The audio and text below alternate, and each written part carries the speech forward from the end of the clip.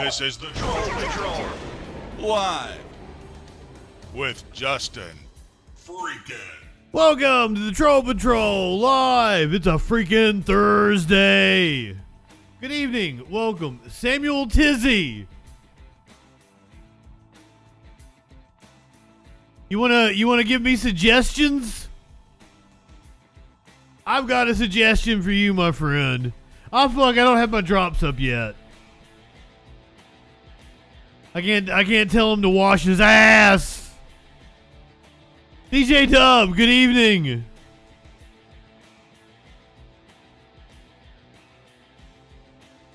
Is it clean? Is it a nice ass? We'll see. Meat cakes, clinically. Good evening, my friends. I'm already not high enough for this shit, let me tell you. I do, those are rookie numbers. I didn't want to go across state lines and re-up because I really didn't have enough to go buy like an ounce or so. So I went and got myself one of these. Never tried them before. As the Gimp has arrived. I should have actually done this on stream for the first time. This is the THCP? THCA. With some other fucking shit in it. It's actually not bad. It's actually not bad. I didn't do it on stream for the first time. Cause like I actually had to like look up how to fucking use one of these because I had no clue what I was doing. It looks like what's those things women carry their birth control pills in? Well, it's like a molecule off of actual weed. It's actually pretty good. I dug it. So let's see if we can do this again.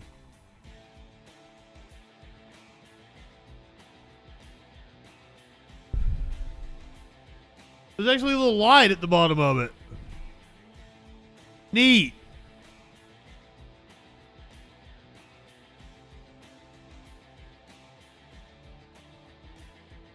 Actually, I've known there's a tobacco shop, like within walking distance.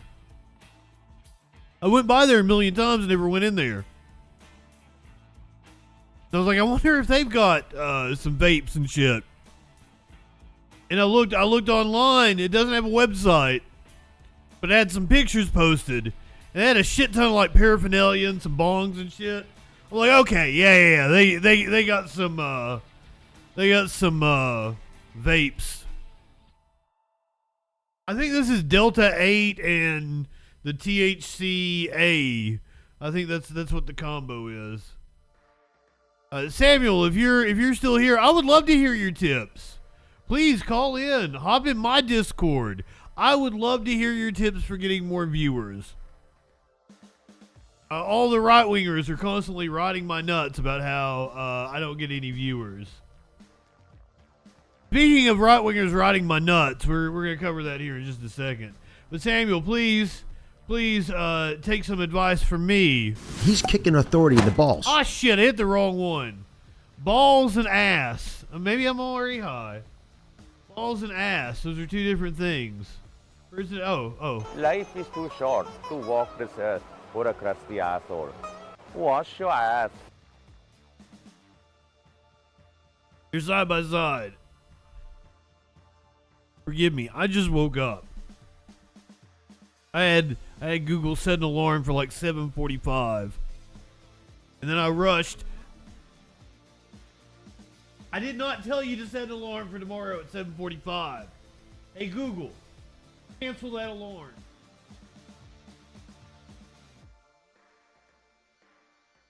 Hey Google, FBI.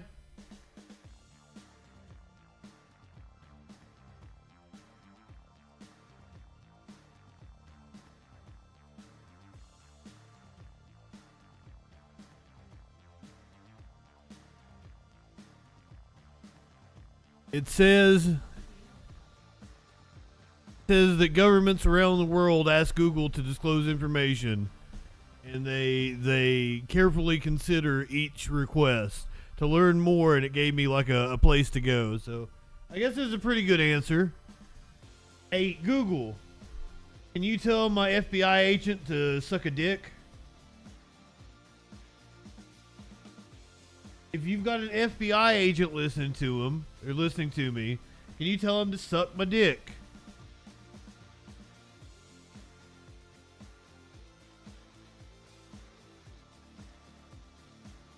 Fucking Google.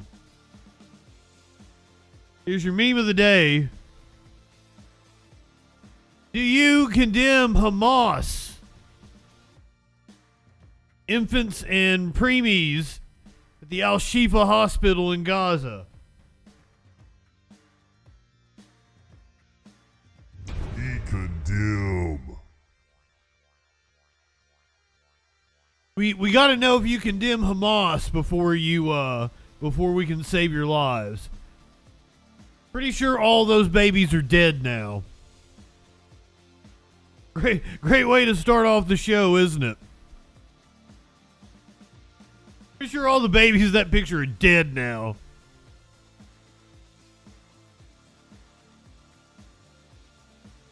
Is everything okay over on YouTube? Nobody has commented from the YouTube crew. We miss you. We want to know that you're okay. YouTube is a very dangerous place.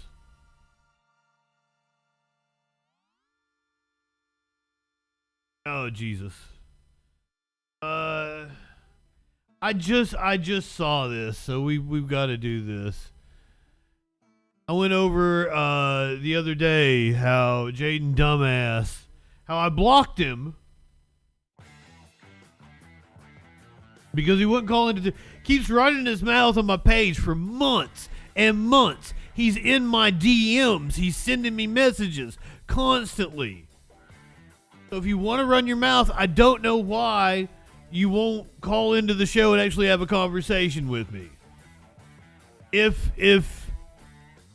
Oh yeah, Me Cakes commented. I'm sorry. YouTube is working fine. Maybe I'm not high enough.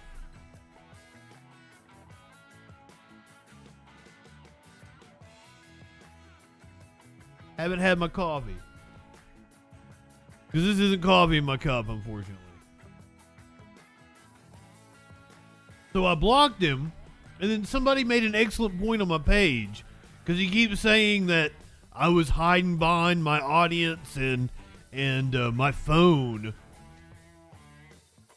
Somebody made a point, like, if he went on your show and tried to embarrass you, wouldn't that work better than what he's doing? I'm like, exactly. So I sent that to Jaden. I was going to block him right away, but I've never blocked anybody, so I didn't know that you couldn't unblock somebody and then block them again right away. So unfortunately, I'm stuck with Jaden again. Yeah. How does one hide behind their audience? You're offering this dude the opportunity to beat you at your own game in front of your audience, right? I haven't seen these replies yet, I don't believe. It almost sounds like the only way Justin will have a conversation is if his audience is present. Probably see the opportunity to create content more than actually wanted to talk. I get it.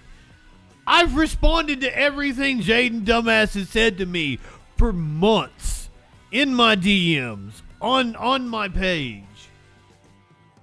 So I'm like, really? Because I've had very public conversations with this idiot for months. It's all over my page. You don't seem to be the brightest. How does me not reading all your comments and posts have anything to do with my intelligence? It's hard to keep up with. Anyway, good luck. Hope I didn't get banned. And I'm like, intelligent people don't say stupid shit about stuff they don't know about. And I don't ban anyone. That doesn't make any sense. How am I supposed to go back and find all that stuff? And why would I? Can't a fan just ask a question or two? Simmer down, homie. Why would you talk about something you don't understand? You're accusing me of something that it is absolutely the opposite. The only way Justin will have a conversation is if his audience is present. No. I am a fucking troll. I can't help but respond to people. So perhaps you shouldn't open your mouth. Once again, Jaden has a 20-year-old picture of me as his profile picture. For some reason, I mean, good on you, dude. You finally have a good-looking guy on your profile. So you banned a guy for not calling you, which is insult of the day. Let me show you this. I didn't notice it until today. This is a stupid-ass page. Like, what rudimentary fucking insults is this? Or are these? But apparently, they got one of me with my gigantic forehead here. If there was a single intelligent thought in my head, it would have died from loneliness. Apparently, it made Chris the Skis and Jaden really happy. Because Insult of the Day, while it has 10,000 followers, doesn't really get a lot of interaction. I only have a few hundred. So five or seven reactions is what I get with a few hundred followers. You got 10,000. Sounds like you got some bots, dude. Could be because you ain't fucking funny.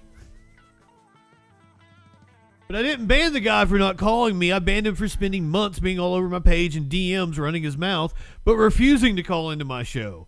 Live show, public forum, yet he doesn't have any balls. What about you? You want to argue? Insult of the day. This is catching me up here because I haven't seen what happened in the last hour. Running my mouth, Jaden says, I question JustinFREAKIN for putting a gal's picture up that said something about fucking him. Yes, Chris's wife. I was emasculating Chris by insinuating that he was a cuck that watches me fuck his wife. Very juvenile, very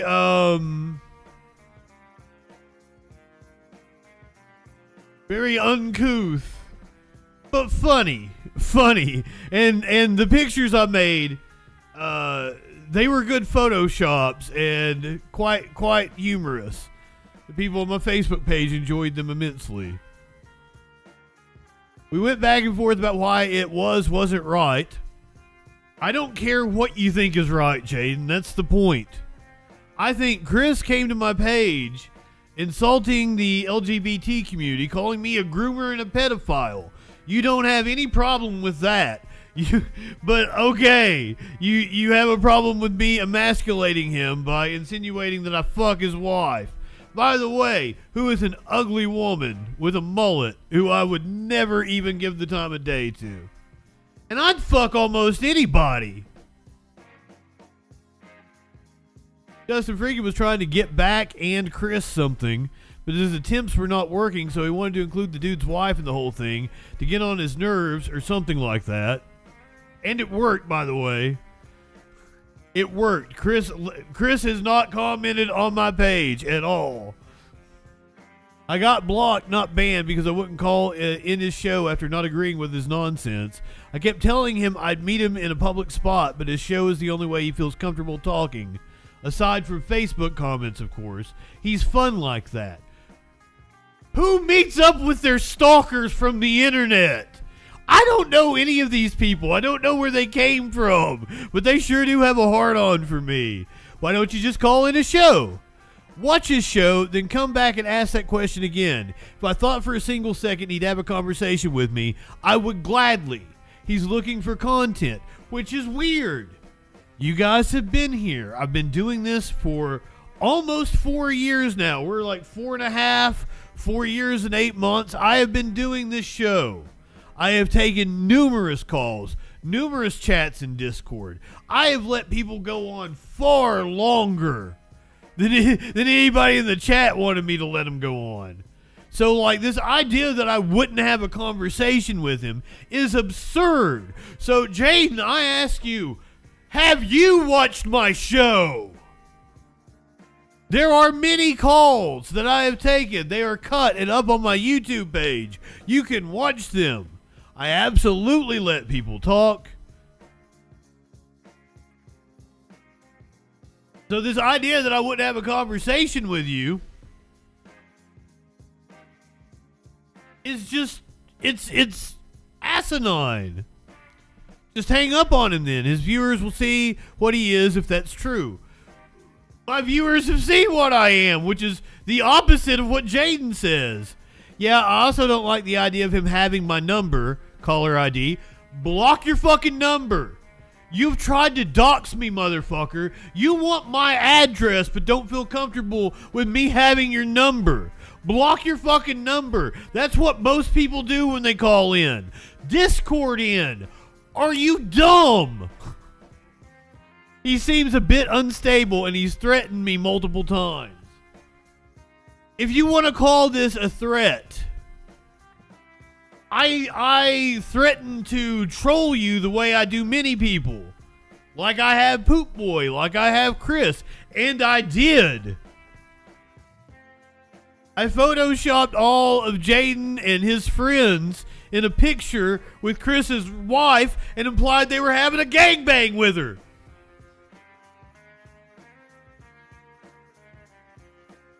And it's my profile pic to this day. You're getting ready to get the same treatment for being a complete dumb fuck and defending this piece of shit. Congrats, Jaden. You fucked around, and now you're going to find out. Sorry, bro, that you can't feel embarrassment.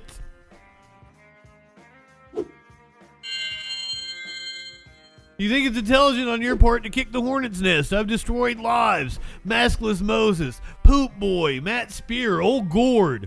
All names of legend who have fallen to me. All clips that you can find on the Troll Patrol.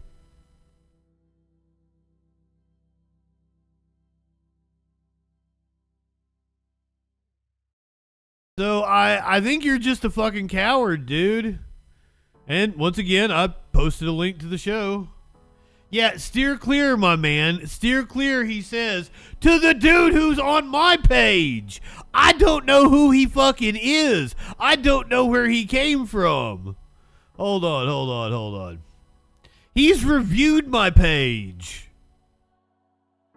I'm interested in what this review actually means. Used to be a good show. Now Justin cares more about evaluating grammar and attacking the person instead of actually addressing points of concern. Does that even sound like me? He often attempts to gaslight by telling you he's already answered your question. And don't get me started on his moronic redirect. Sad, really. So much wasted talent. And this was before the whole photoshopping the dude's wife into pictures. So I don't know what Jaden's deal is. I would love to have a conversation with you and find out. Maybe he had a crush and he doesn't like that I have some radical views or some shit.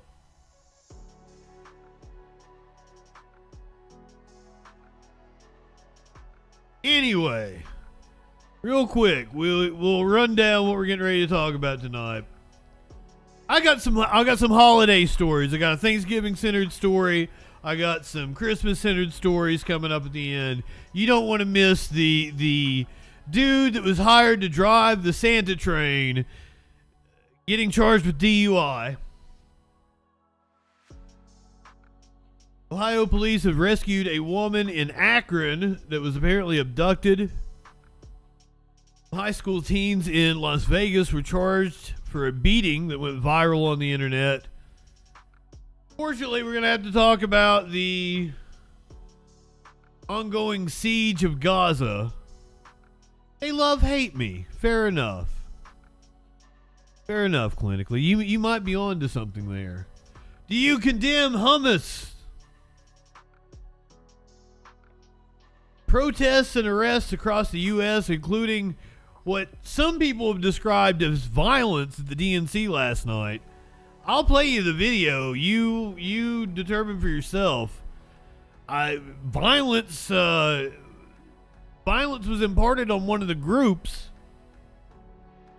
I believe it was the cops on the protesters. We're going to talk about these babies right here. The Al-Shifa Hospital.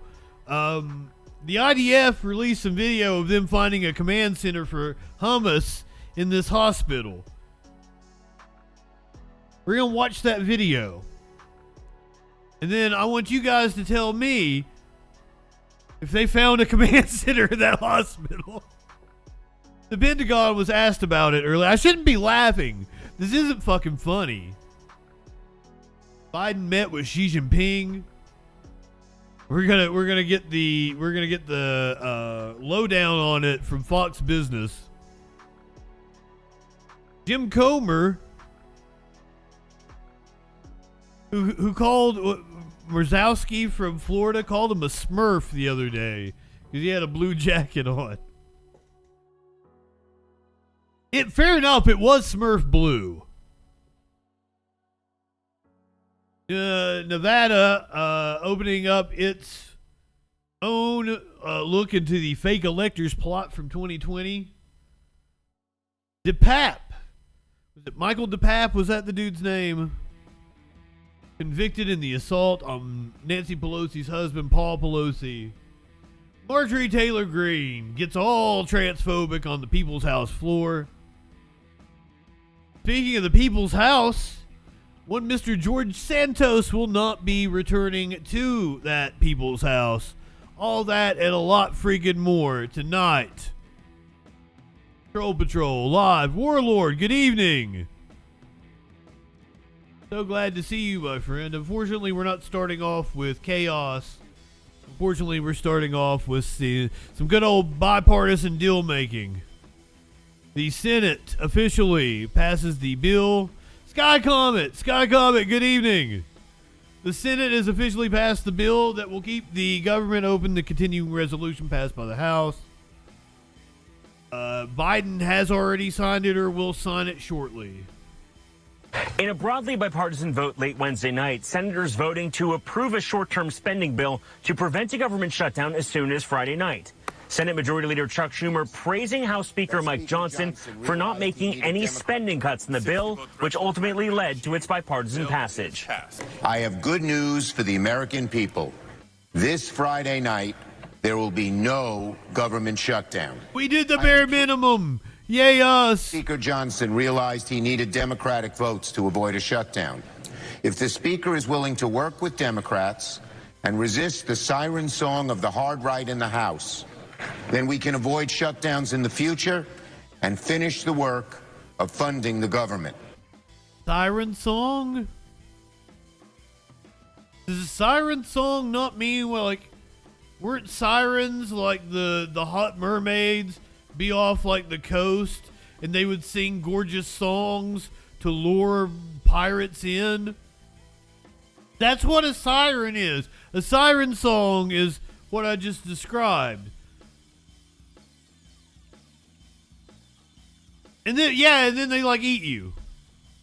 But like, is that a good analogy for the freedom cock? Do they seem pleasing? Are they singing a song that is enticing? It doesn't seem that way to a rational person, I would think. The short-term bill to avert a shutdown until 2024 now goes to President Biden's desk. A White House official telling Scripps News President Biden is expected to sign it. Now, in early 2024, there are two dates that government funding will partially expire. On January 19th, the first tranche of government funding will run out. Then on February 2nd, the entirety of this bill will expire, meaning the House of Representatives, the Senate, and the White House will have to reach a comprehensive solution to government funding in early 2024. But for the first time in a very long time, the threat of a holiday shutdown now no longer on the table. Nathaniel Reed, Scripps News, Capitol Hill. Yeah, Marjorie Taylor Greene, definitely not a siren. James Comer, Chip Roy, the members of the Freedom Cock are not appealing.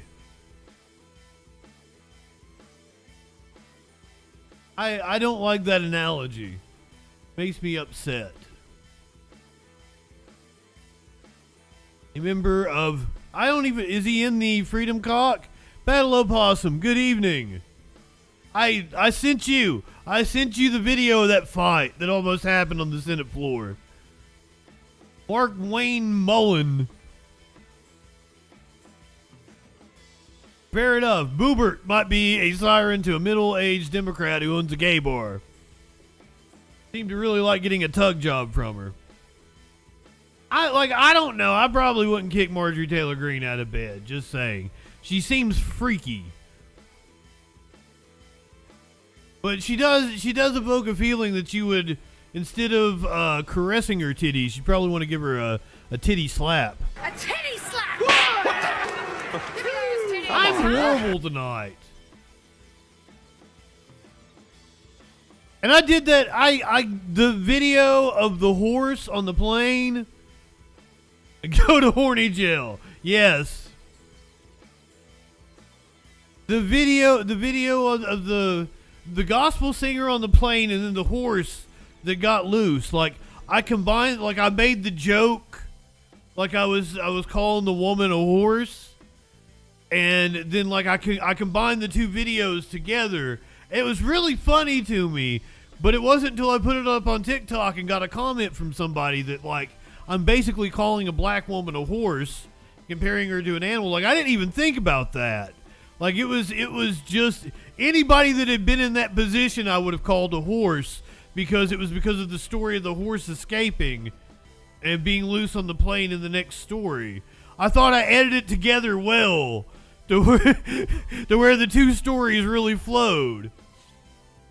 So I didn't know what I unintended racism because I do see how that would look bad. But I didn't see that until. But, like, I would have called anybody a horse that was in that woman's shoes. No, I wasn't calling her a horse because she was a black. That sounds so horrible. Cancel Justin.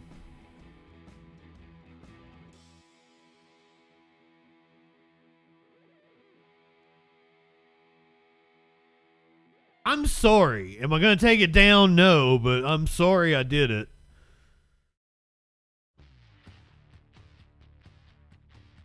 I don't want to offend people. I mean,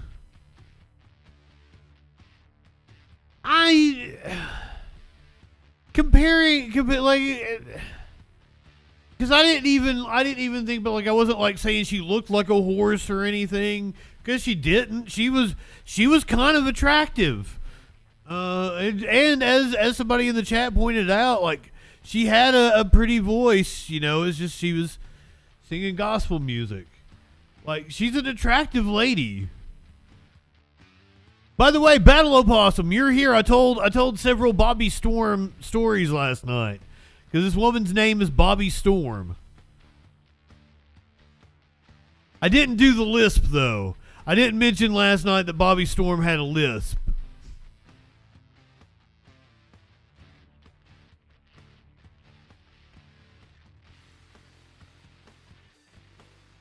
So I don't think she looks like a horse. I thought maybe she was acting like a horse because of her behavior, and that was the idea, right? Because the horse got loose on the plane. Then I said the horse was singing obnoxious gospel music. So once again, I'm sorry for being racist. This is an ongoing thing.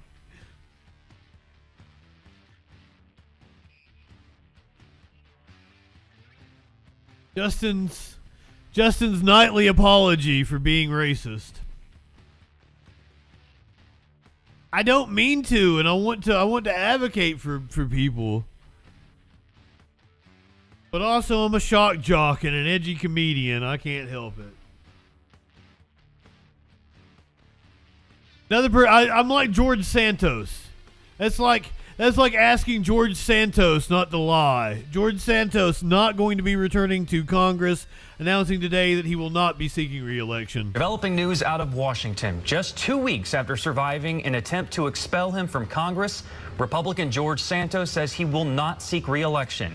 His announcement following the release of the House Ethics Committee's report. The panel says it found substantial evidence that he violated federal criminal laws. The findings were part of the committee's highly anticipated report, which says his conduct warrants public condemnation and has brought severe discredit to the House of Representatives. Congressional correspondent Nathaniel Reed joins us now from Washington with more on this big story. Nate, tell us more about the report. Richard, good evening. This is a scathing report from the House Ethics Committee. They don't formally recommend that he gets removed from Congress in this instant, but at the same time, George Santos effectively saying he's not running for re-election anymore anyway. In a statement posted to X, Wow, he had a good run. He's won me over. I was tired of talking about him last year after he won election. And all the shit was coming out about him. I was just exhausted with it. But after we've watched interviews with him, I kind of like the dude because he's got gusto. He's got balls. site formerly known as Twitter, he said, quote, "I will continue my mission to serve my constituents up until I'm allowed. I will, however, not be seeking re-election for a second term in 2024, as my family deserves better than to be under the gun from the press all the time." Now, this was a scathing report from the House Ethics Committee. Some of the findings, some of the things that they found included the fact that Representative Santos had sought to fraudulently exploit every aspect of his House candidacy for his own personal financial profit. They also claim he blatantly stole from his campaign and deceived donors into providing what they thought were contributions to his campaign, but were in fact payments for his own personal benefit. Now, Jay, one of the most interesting things here, the money that he used, these campaign contributions, he spent it on everything from luxury meals at Peter Luger State House in New York to Botox to paying for OnlyFans subscriptions and even expensive luxury clothing. Those See, he paid for OnlyFans subscriptions. I don't want him to leave public life. We need him around. You live in sexual anarchy. I kind of want him to stay now. Run for re-election. Those were all things he spent money on. George Santos for Speaker of the House. Now, despite all of this somewhat blatant subversion of electoral finance laws, the House Ethics Committee concluding the following, quote, "Representative Santos is entitled to due process in his criminal persecution and will have his day in court, and the House should take whatever action it deems appropriate in light of the investigative subcommittee's findings." Now, that does not specifically say that he should be booted from Congress. That being said, he is expected to face another expulsion resolution when he returns from the Thanksgiving recess. At this point, though, I know it's the MTV lady. It's not clear he can survive this one. A number of Democrats and Republicans who previously voted against removing him from Congress, saying that he needed to be entitled due process in his ongoing cases with the Justice Department, are now saying that based on this ethics report, they feel that they have political cover to vote to expel him from Congress. It's not clear that Representative Santos is even going to make it to election 2024, let alone the next several weeks through the holidays. Jay? Nate Reed reporting in D.C. Thank you, Nate. I'm on his side. I want him to stay. Let's see if we can get this clip.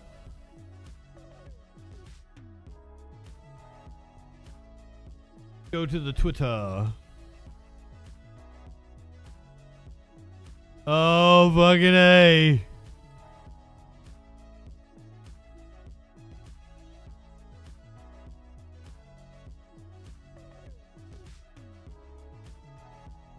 Peel, is it true that you have an OnlyFans page and you can peel a banana with your feet? I don't have one, and it's, you know, I'll indulge you this. I just discovered what OnlyFans was about 3 weeks ago when it was brought up in a discussion in my office. Bullshit! I was oblivious to the whole concept. You just can't tell the truth. All right, so.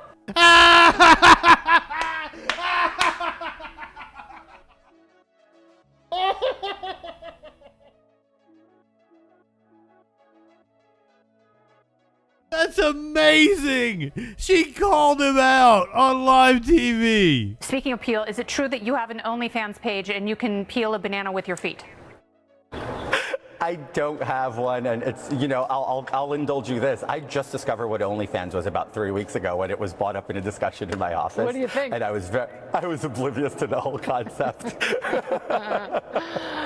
You just can't tell the truth. All right, so speaking of peel, is it true that you have an OnlyFans page and you can... Oblivious to the whole concept. You just can't tell the truth. All right, so...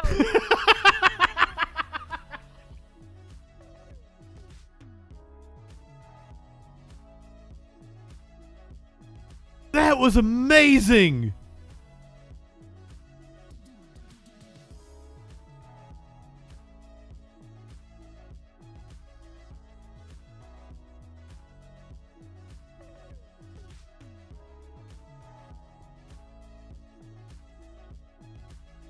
And he took it, and he's brazen enough to just come back. The interview probably goes on, and he just keeps lying.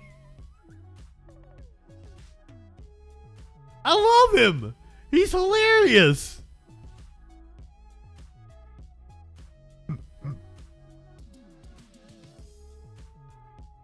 George Santos for president.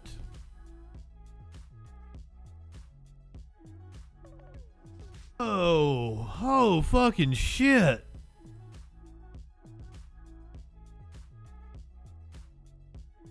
It'll be like Trump, but likable.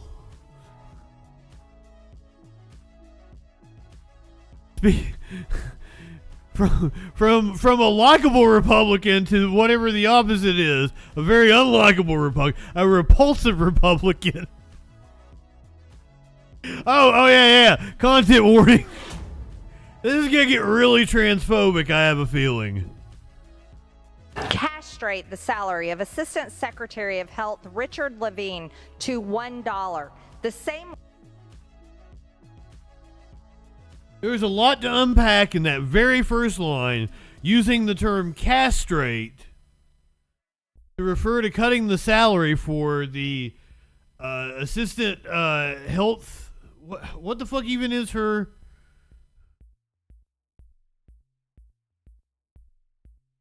Ah, shit, it doesn't say. Health secretary. It's like assistant health secretary. Secretary for Health. Assistant Secretary for Health at the Department of Health and Human Services. And make no mistake about it, the only reason that this woman is even known to anybody is because she's transgender.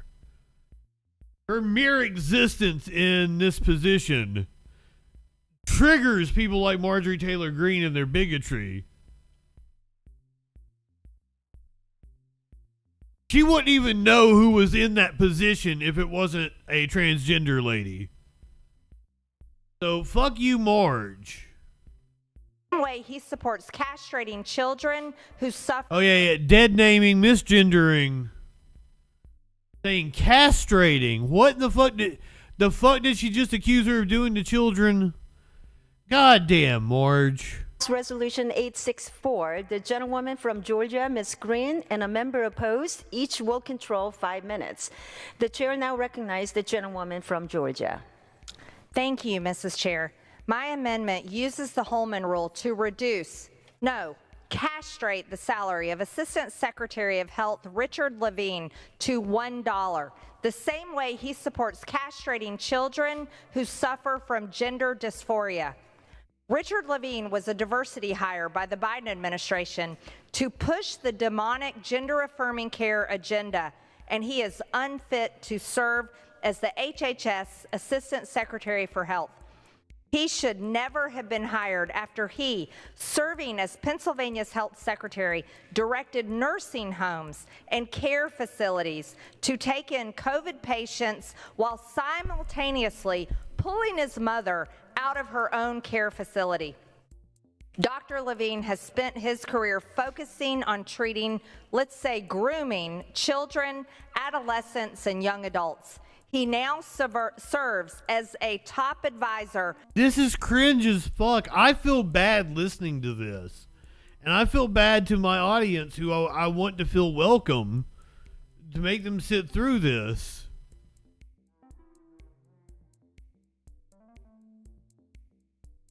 I might have to clip Kennedy's phrase there, because it would come in handy a lot of time. For our nation's health policy while masquerading as a woman. A mentally ill man who thinks he's a woman should never be responsible for overseeing anything in the Department of Health and Human Services, let alone the Office of Women's Health. This same man who is empowering kids to mutilate and castrate themselves under the guise of so-called gender-affirming care said that he was happy to have waited to transition genders so that he could have kids. Oh, what a complete hypocrisy. He has promised that mutilating and castrating kids will soon be normalized and that it has the highest support of the Biden administration. He has stated that sex reassignment surgery and puberty blockers for kids are life-saving, medically necessary, age-appropriate, and a critical tool. He also said kids don't really get surgeries. Maybe some late teens do. But like, you're really reaching there. I'm sorry you're having to listen to this guy comment. I hate covering shit like this. Be state laws and actions that dictate principles of transgender medical care by us pediatric experts, illustrating why we need federal protections like my bill, the Protect Children's Innocence Act, for our most vulnerable and innocent children. It is our job to protect our children from sexual groomers like Levine, and reducing his salary to $1 is a strong first step. He has infiltrated our Department of Health and Human Services with guidance and curricula that further his perverted agenda. The Office of Population Affairs, which is directly overseen by Levine, put out guidelines encouraging our youth to seek gender-affirming care. These guidelines discussed how and why our youth should seek puberty blockers, as well as top and bottom reassignment surgeries. Let's be real, that's cutting off their body parts before they're adults.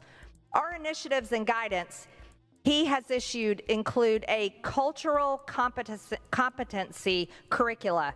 This cultural competency curricula is for behavioral health and primary care practitioners to assess, treat, and refer LGBTQ clients in a culturally appropriate manner. Part of his curricula is for nurses to focus on teaching cultural competency. But I mean, this isn't about winning a debate. This isn't about, battling it out with ideas on the House floor. This is specifically red meat for her constituency. That's why she's got a giant sign, so that when they clip this for social media, you'll see the sign and you'll want to click. Like, this is so performative. She is struggling to read her own tirade about competency. Tones, good evening, my friend. In the care of LGBTQ older adults. Another part of this curricula includes utilizing the National LGBT Health Education Center for its educational programs on how to best meet the learning styles, needs, and time constraints of LGBTQ people. And last, additional part of this cultural competency curricula includes a training specifically designed to help both administrators and clinicians address the various aspects of providing effective substance abuse treatment to LGBTQ people. Obviously, they shouldn't be cutting off their body parts as children. The training covers such topics as legal issues, the coming out process as it relates to behavioral health, how to make a provider organization more LGBT welcoming, and more. Another agenda Levine has been pushing for is the vaccination of children. Just recently, he was calling on parents to speak up and defend vaccine requirements at schools, saying they need to be part of back-to-school checklist of an emergency. Yes! Yes! Oh my God, you crazy fucking woman. This idiocy is why we are seeing a resurgence of diseases that we had eradicated. All but eradicated. Use vaccine that children do not even need.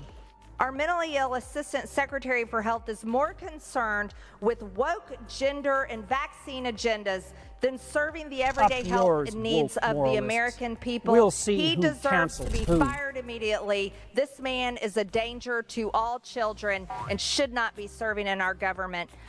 Mrs. Chair. Marjorie Taylor Greene is a danger to all children and shouldn't be serving in our government. I urge all of my colleagues to vote yes to my amendment, and I reserve my time. The gentlelady's time has expired. For what purpose does the gentlelady from Connecticut seek recognition? Madam Chair, I claim the time in opposition. Yes, thank you. This is the Democratic response.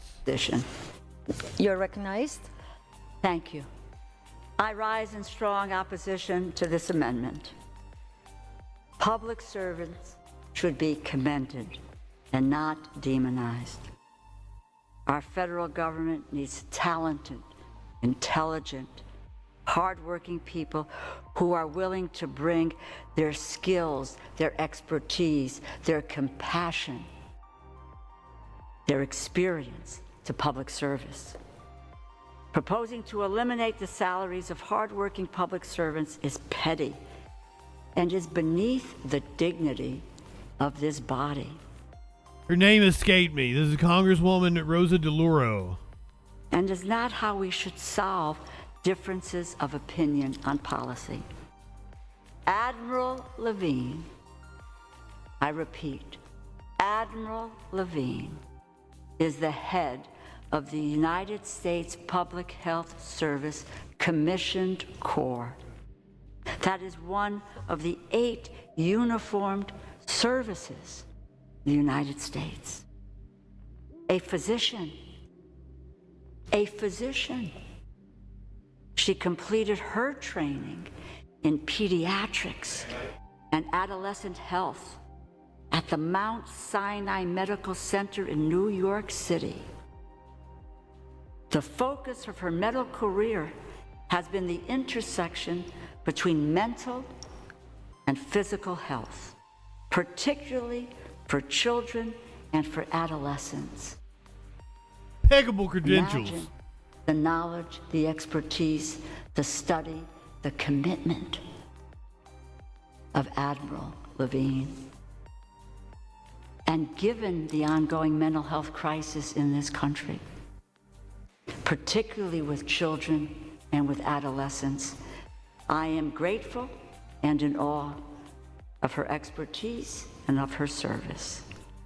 And prior to joining the Biden administration, Admiral Levine served as Pennsylvania's Physician General and Secretary of Health.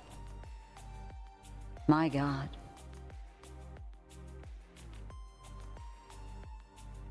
What a background.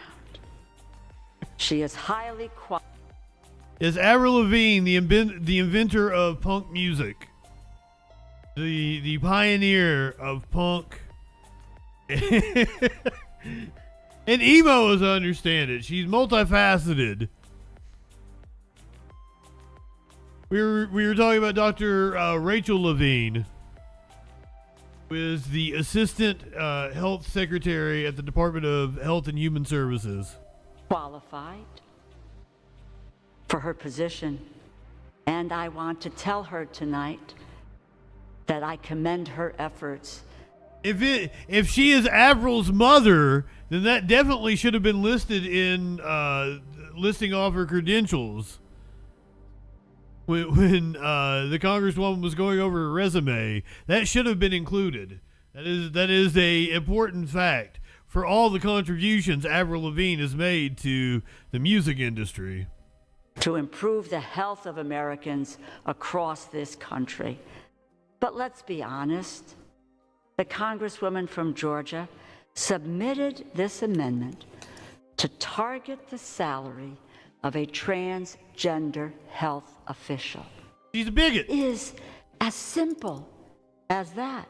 It is ugly, it is disgraceful, and I ask whomever is watching and the American people and everyone in this body to note the date and the time when the Republicans in the House of Representatives have hit a new low. I urge my colleagues to vote no on this vindictive amendment offered to target the salary of a qualified transgender health official who has the expertise and the knowledge to address health issues in a way that many in this body are unable to do. I urge my colleagues vote no on this amendment, and I reserve the balance of my time. Fantastic response, and fuck you, Marjorie Taylor Greene. That was worth watching for the response. Had me in the first half, not gonna lie.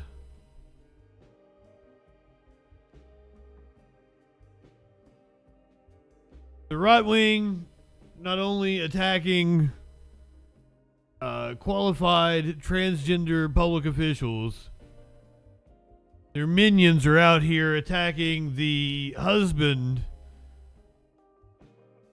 but nominally left-wing politician,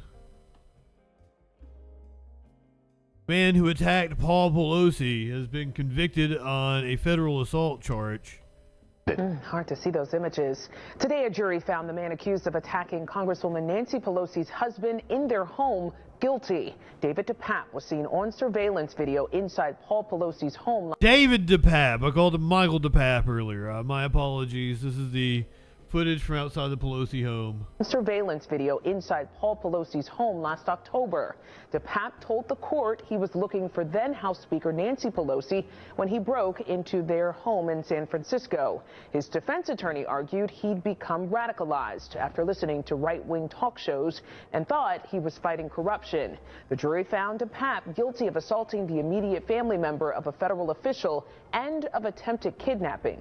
He could face a maximum of 30 years in prison on the first charge, 20 years on the second.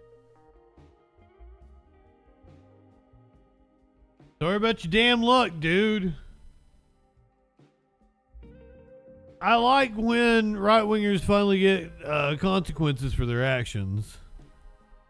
We might be seeing more of that coming Trump's way. Nevada becoming the latest state to launch a probe into the fake elector scheme in 2020.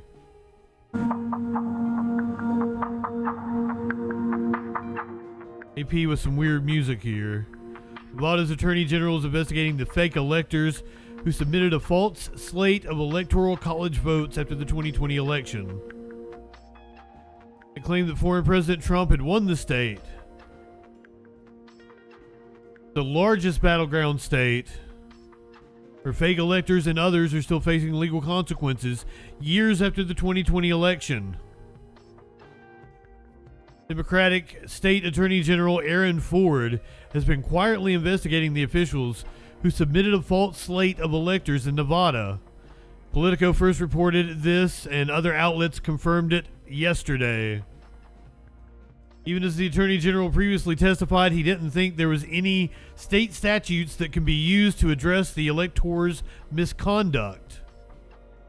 Republican officials, including lawmakers, activists, and GOP officials, met in Arizona, Georgia, Michigan, New Mexico, Nevada, Pennsylvania, and Wisconsin in the aftermath of the election, which are all states that President Joe Biden won. Come on, man.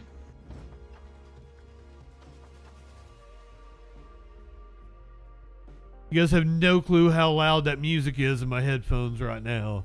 I'm having a hard time reading. Usually AB has some fucking quotes and shit in here.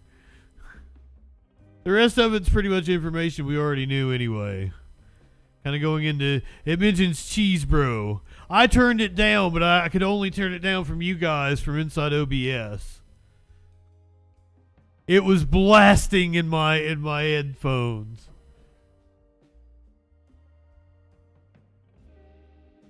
It was horrible. Also, why didn't anybody ever tell me that I had fucked up my music and it was playing during like the opening? During the countdown and shit, like the music that plays under the rest of the show.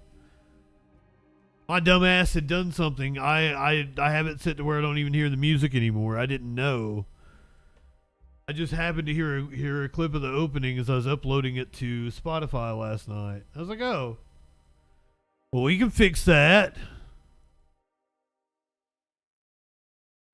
Oh shit, I'm sorry. I didn't know what we were getting ready to get was this. I gotta hit the content warning. Get you a cup of Morning Joe. National security risks that are out there and the detriment. That's not Joe, that's Senator Joni Ernst. We're gonna be talking about Tommy Tuberville and his military bands. To readiness as we continue to hold over 450 of the finest men and women that have served their nation honorably under the flag of our nation in our uniform. The reason I don't think this current approach is even constructive is because, as many of my colleagues have already stated, it punishes those brave service members who didn't develop the policy and can't change it. If you do not believe these holds are having an effect on the military, I don't question your sincerity, I question your judgment. If this continues, this is one of the worst self-inflicted. What's going on with Lindsey Graham? He just glitched out on us. And also, that haircut. What is up with that haircut? Wounds I have seen in 20 years. We're taking the military and throwing it in the ditch in terms of command structure. There are people filling jobs today that are waiting to go to their next assignment and they can't get there because they can't get promoted. They're paying 2 house payments, not 1. Their children don't know what school they're going to go to. They deserve better than this.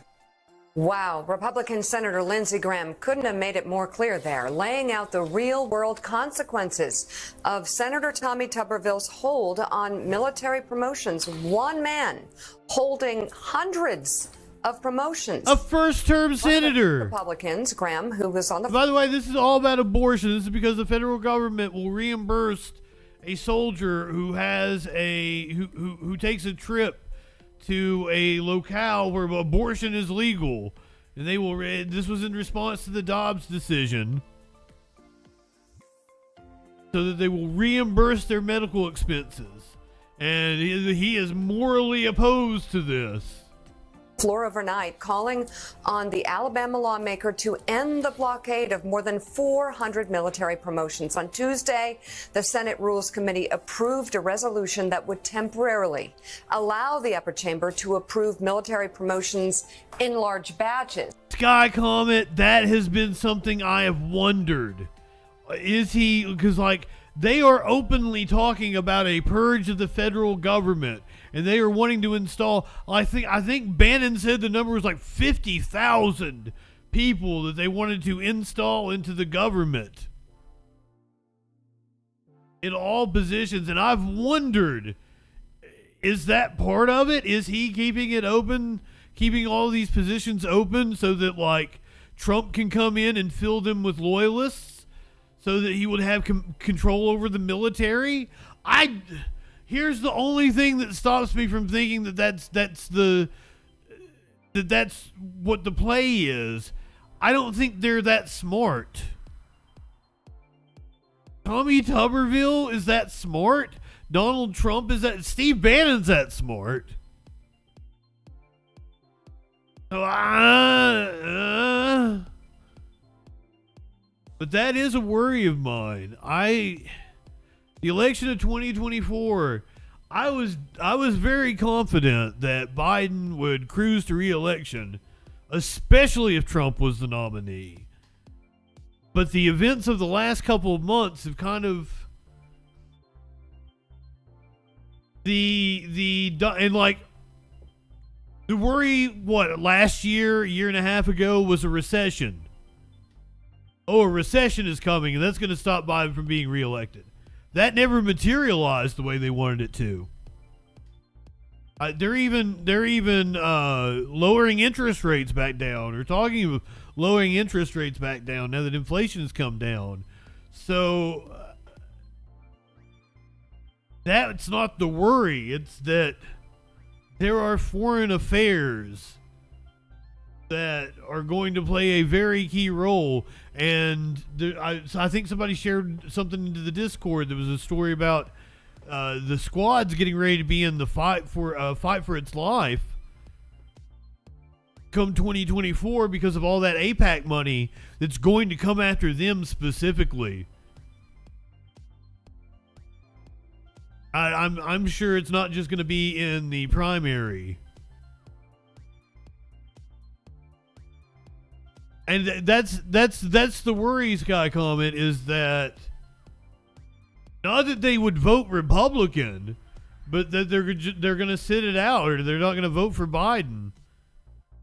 They'll do a write-in. They'll vote for Cornel West or Robert Kennedy.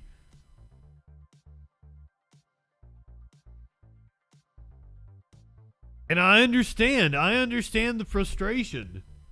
But this is fucking scary. That Trump wants to come in, possibly fill top roles in the military with people that are loyal to him so that he would be able to command the military. That is actually one of the things that kept us from a coup in 2020, is that the military didn't go along with Trump. I'm no fan of the military, but like, I gotta give credit where credit is due.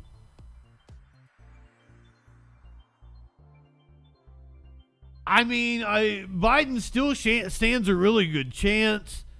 Trump motivates Democrats. He will definitely win the popular vote. It's just, is the vote depressed enough in Pennsylvania? Is the vote depressed enough in Wisconsin? That's the worry.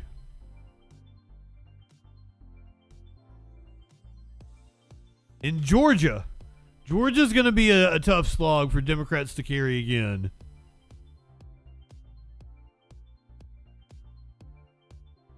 I think Milley's already announced his retirement, hasn't he?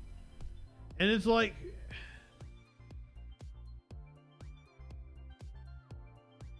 I never thought I would expect the military to be standing up for democracy. It's such an odd juxtaposition, but here we are. It is a worry of mine. I've thought about that.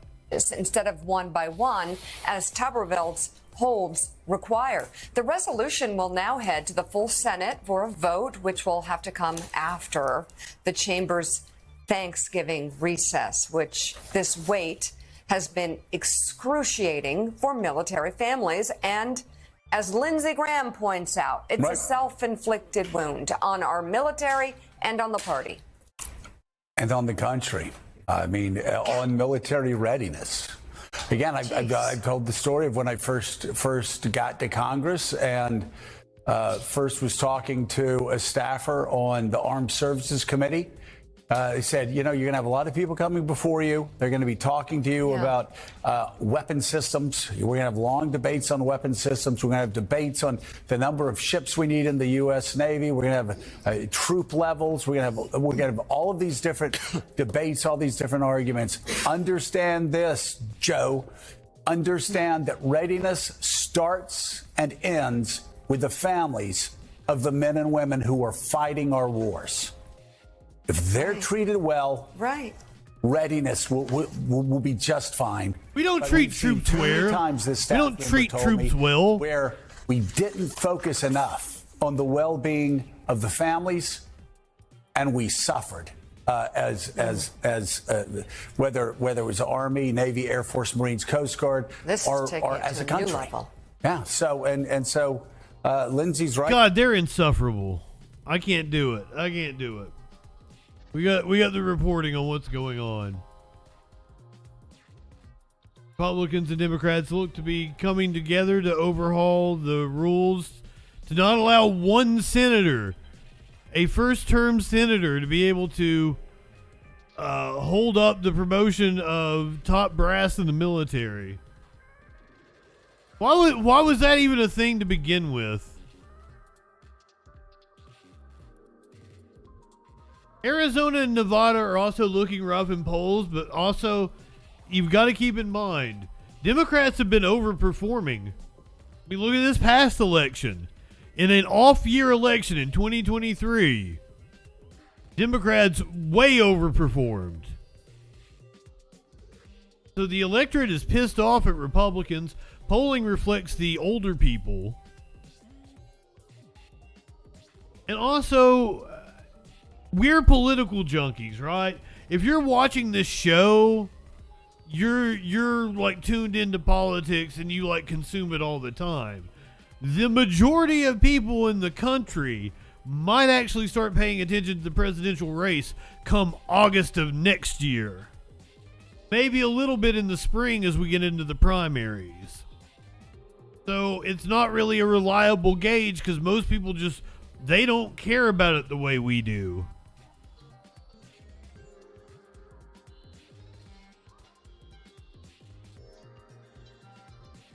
And yeah, and that also, once you see the candidates that Republicans are putting up, this is what happened in the 2020 race. Once people got a taste of Bulldog in New Hampshire, and once people got a taste of who was the guy that Shapiro beat in Pennsylvania, once people got a taste of Dr. Oz,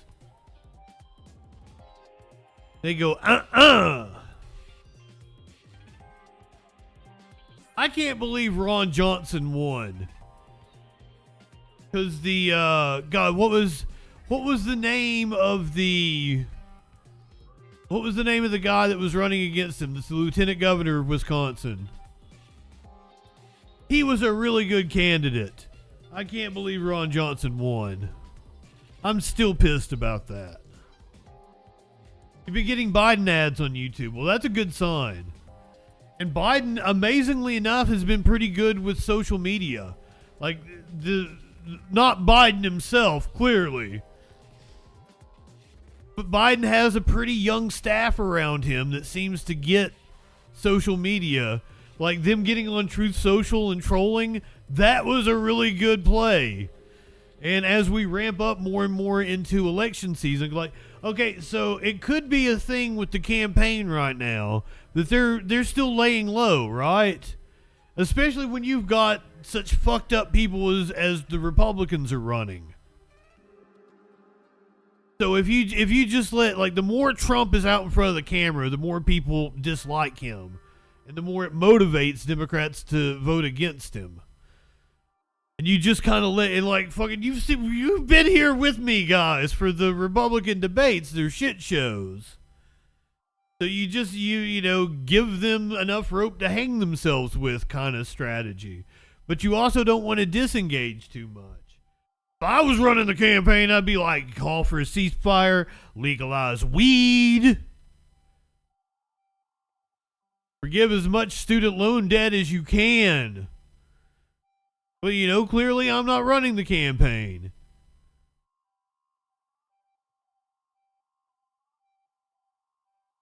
I forgot how it was pronounced, because I've been calling you Mater, and I forgot how it was pronounced, because I was in somebody's chat, where you are a mod, and they said your name, and I'm like, oh, that's how it's pronounced. I've been all fucking redneck with you. Also, apparently misgendering you. So my apologies. Because of all that, I'm going to have to watch ER now.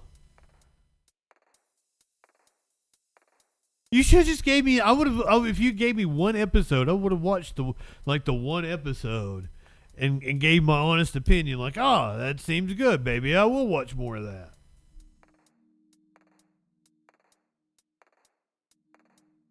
I got shows I like I haven't seen all of. I mean, I can make it an emote, absolutely. You need an emote? I'll absolutely make an emote for you.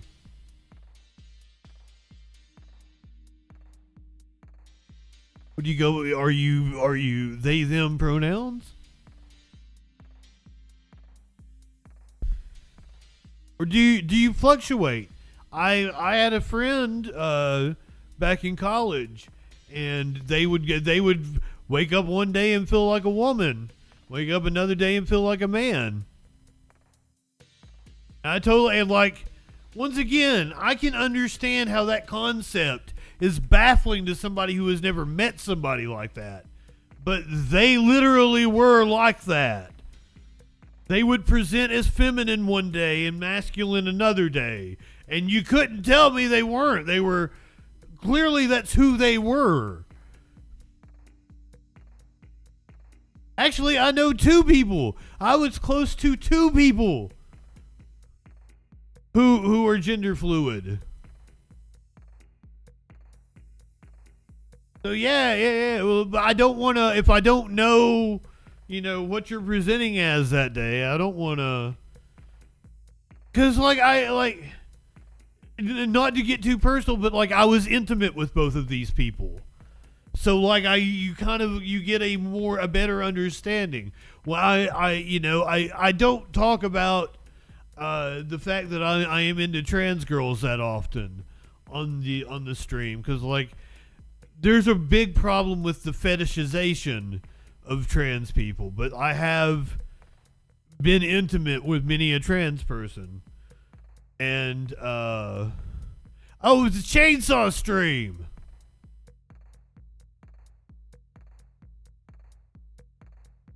But that has given me why don't you just DM me? I mean, not that I don't care if other people see it. Why not my Discord? Why Chainsaw's Discord?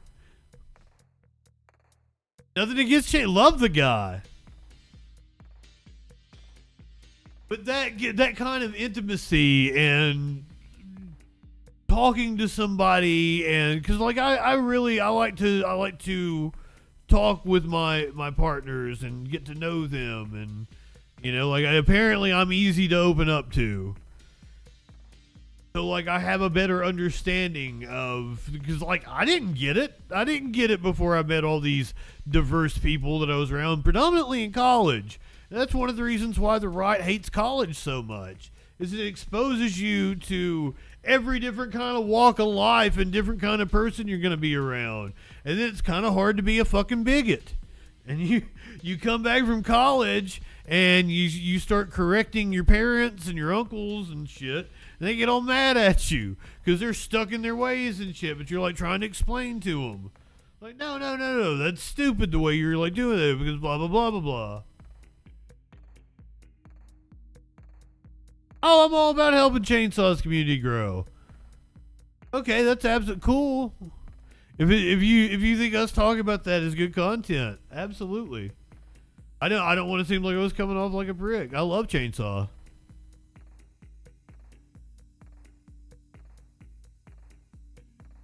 I just been like, why you didn't, like, you could message me.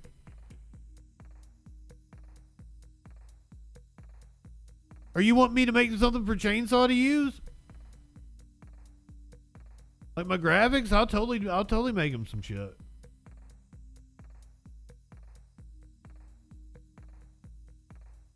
Those things actually aren't that difficult if I know what I'm doing. Like if I've got it in my head what I want, it's easy. Well, like, titty slap took me a while.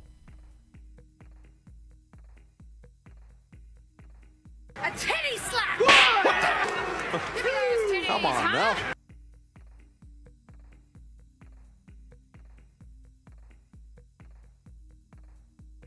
Maturus.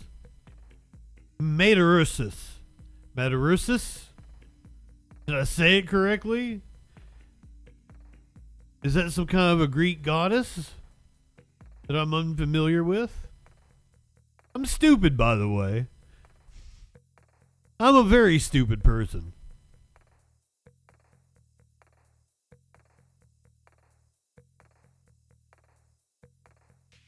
You went to a Christian university?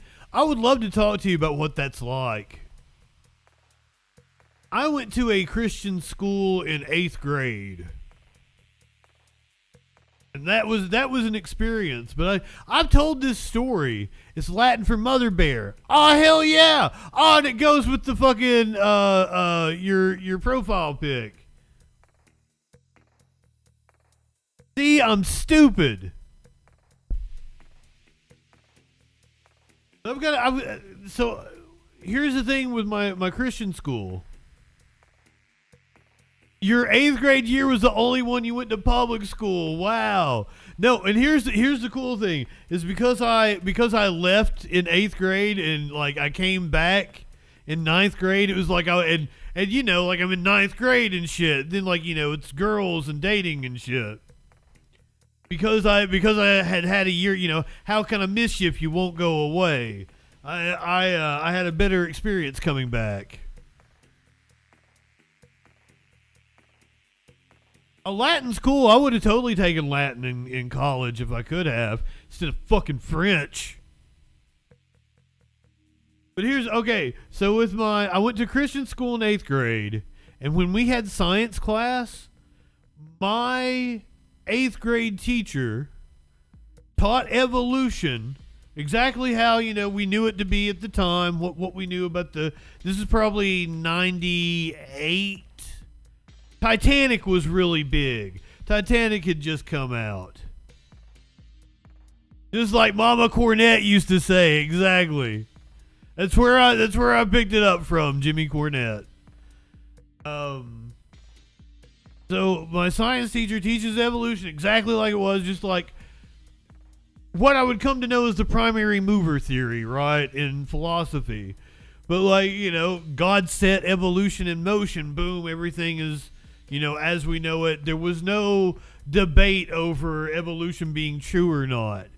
I get to public school, and I probably would have been sophomore or junior year, and the teacher I had for, I think it was biology. It might have been a higher level class than biology. But I want to say it was biology. It was like biology 2. That's where the lesson on evolution was. She wouldn't teach that class. She refused to teach it, so she wasn't there that day. We had another teacher who I'd never had for anything else. He was like a deacon in a church or something. And he comes in and he's like exasperated about like having like, some people say that we evolved from blah, blah, blah, blah, blah. And I found like the two different experiences. Like the private school was the better schooling. In my case, I don't think that is the case in every case. But like I've had one of my teachers from that school on the Troll Patrol. So that should tell you something. The Salty Pastor was on 2 years ago, something like that. I was at the old place. So, like, it was a good school. I had good teachers. But that was the first time I ever heard I had the dude that did our Bible study class. He was the first one that ever told me that, like, whatever word was used in Aramaic in the Bible to describe when Israel became a country again, or the Jews took back their land, or whatever the fuck it was in the prophecy, it meant 50 to 100 years. After 50 to 100 years, Jesus would come back. And like it had like, this was 98. So it had like just been 50 years since Israel had been reestablished. And he was ecstatic about that. Like, ooh, it's probably going to happen in my lifetime. Yay, it's any day now. But he was a math teacher, so he couldn't really fuck anything up. Like, all the teachers did 2 subjects. So, like, he did Bible study and math. My science teacher was also my English teacher. And once again, it's the science teacher that taught evolution. And she ended up being a substitute teacher at the public school a few years later. I was like her teacher's pet anytime she was around.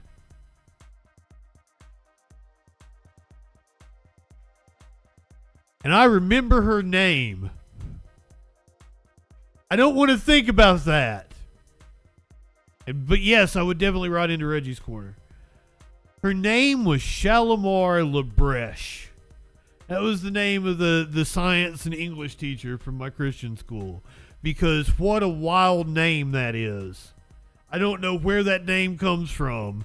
It was definitely not anything I'd been used to in Pikeville, fucking Kentucky.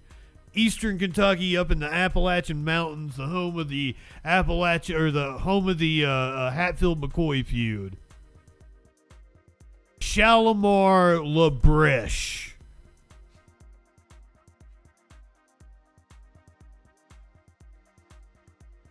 Don't remember a lot of names of people I meet, but that one always stuck with me.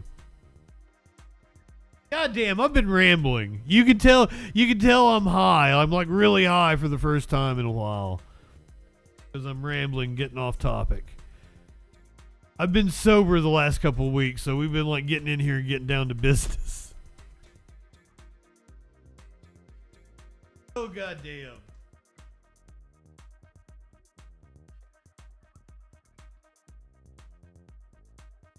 Do it! Steal that name. I might use that name as a character in a movie or a TV show if I ever get to ever make any kind of film again. Shalimar Labreche. Down to shabusiness. Well, you guys know my fascination with names. I need some kind of a don't get shabusiness or something drop. Or giving us the shabusiness. Have her pretty face pop up. I don't ever want to forget you, ma'am. Your exploits brought me so much pleasure, which is horrible to say about somebody who decapitated another person. Mind just your business.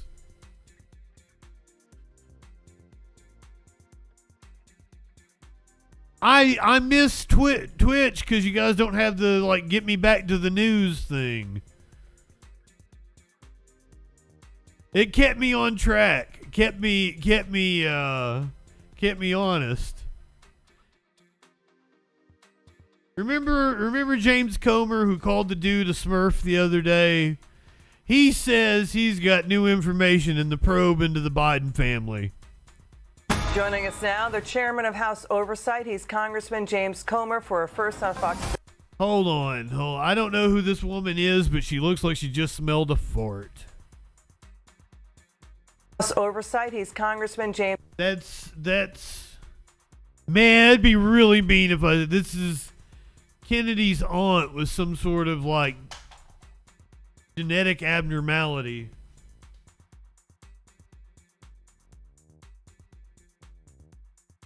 James Comer for a first on Fox Business Report. Okay, Congressman, so you, along with House Judiciary Chair Jim Jordan and House Ways and Means Chair Jason Smith, you're now calling on a key Biden insider to testify. Can you talk to us about that? This is for the impeachment inquiry. Absolutely. Our latest request is to speak with Kevin Morris. He's an attorney who apparently is the person who loaned the money to Hunter Biden to pay off his $2 million tax bill. Now we know that's more like a $4 million tax bill. So we want to learn more about what the terms of this loan agreement would be. Remember the $240,000 that we found in checks going to Joe Biden. They claim that was a loan. The $250,000 wire from China that was sent to Hunter Biden and listed Joe Biden's home address, they said that was a loan.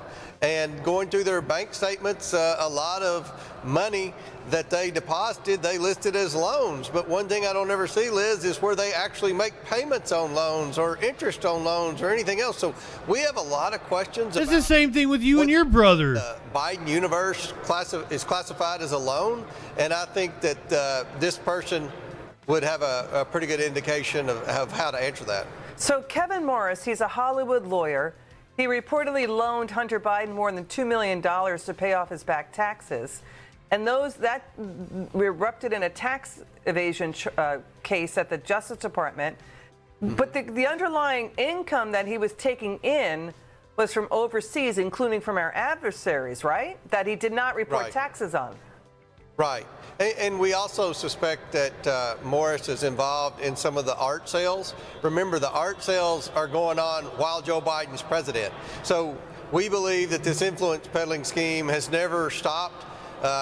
We believe it's still going on strong during the Biden administration, and it's going through the art sales. So we have some very specific questions based on interviews we've conducted, based on bank statements that we've received and evaluated, and we believe that Mr. Morris has the potential to answer a lot of. He still has no evidence. This is just trying to take the heat off of him after all the stories published that he was doing the same exact things he's calling Biden shady. He had shell companies that he was passing loans back and forth with his family members. Never paying loans back. Trying to skirt taxes, doing the same goddamn shit with his family property that he inherited. Questions to help us connect some dots. So we're going to hopefully hear from him in the next 30 to 45 days and be able to report to the American people what we find. Another nothing burger. Have been revving up the subpoenas. You've subpoenaed Hunter Biden. You've subpoenaed James Biden. Have they gotten back to you? We've heard from an attorney representing Jim Biden, but we haven't nailed down a date or anything. The subpoena stated when we wanted them to come. Obviously, if they have a conflict that day, we'll try to work around, but we're not going to play this game to where they continue to delay. They've received a congressional subpoena. We didn't issue these subpoenas on day one. As you know, we built up a case. It's taken several months, but we've been able to, through the subpoena process, obtain a lot of bank records. We've done other depositions and interviews, and now we have enough evidence to be able to bring the Bidens in and ask them specific questions about specific transactions. And I'll be honest, Liz, it's going to be hard for the Biden family to answer some of these questions when we've got the bank statements in front of them, and you're talking about $200,000 from this foreign national, $2 million from that foreign national. I mean, these are specific wires for enormous amounts of money in companies that we have no idea what they were set up to do. We call them shell companies. A lot in the media don't know what a shell company is, but a shell company is a fake. You know what a shell company is. We have enough evidence now to where we can have a pretty substantive deposition with the Biden family and hopefully get some answers that the American people want to know. The American people want to know, what did the Bidens do to receive millions and millions of dollars from our enemies around the world, and what level of involvement did Joe Biden have? Got it. Chairman Comer, thanks for joining us. We'll stay on. I wish he'd been like, I know all about shell companies. Trust me. Jesus.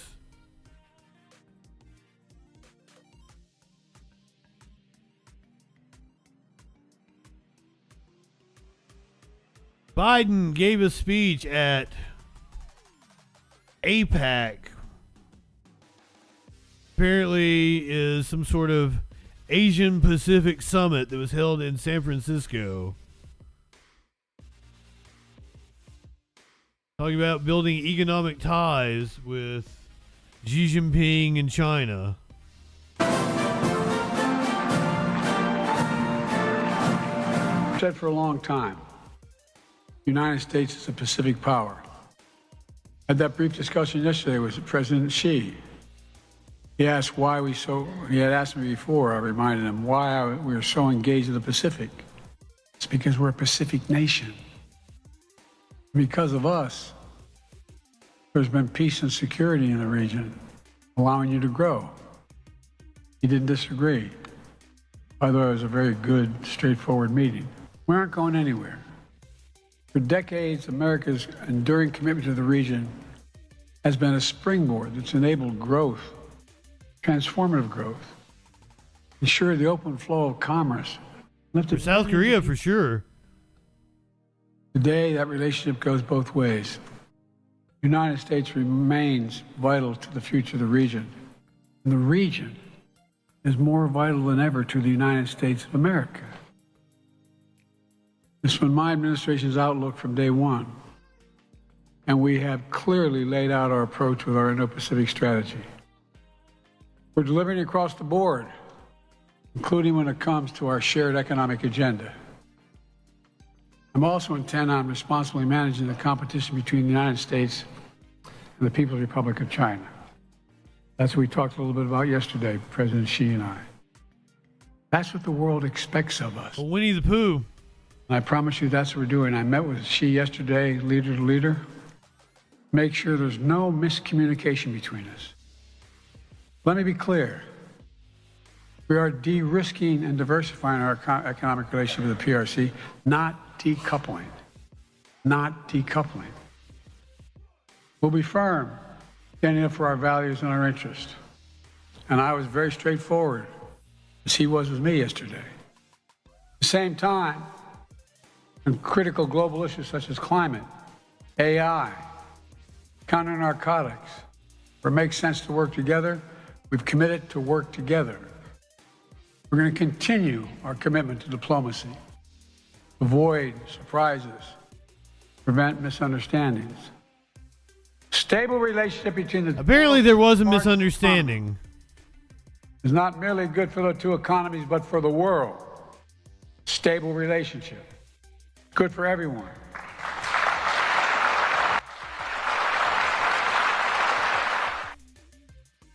Seemed that Biden did have a bit of a gaffe during his meeting with Xi Jinping, or perhaps Fox News is just blowing something out of proportion.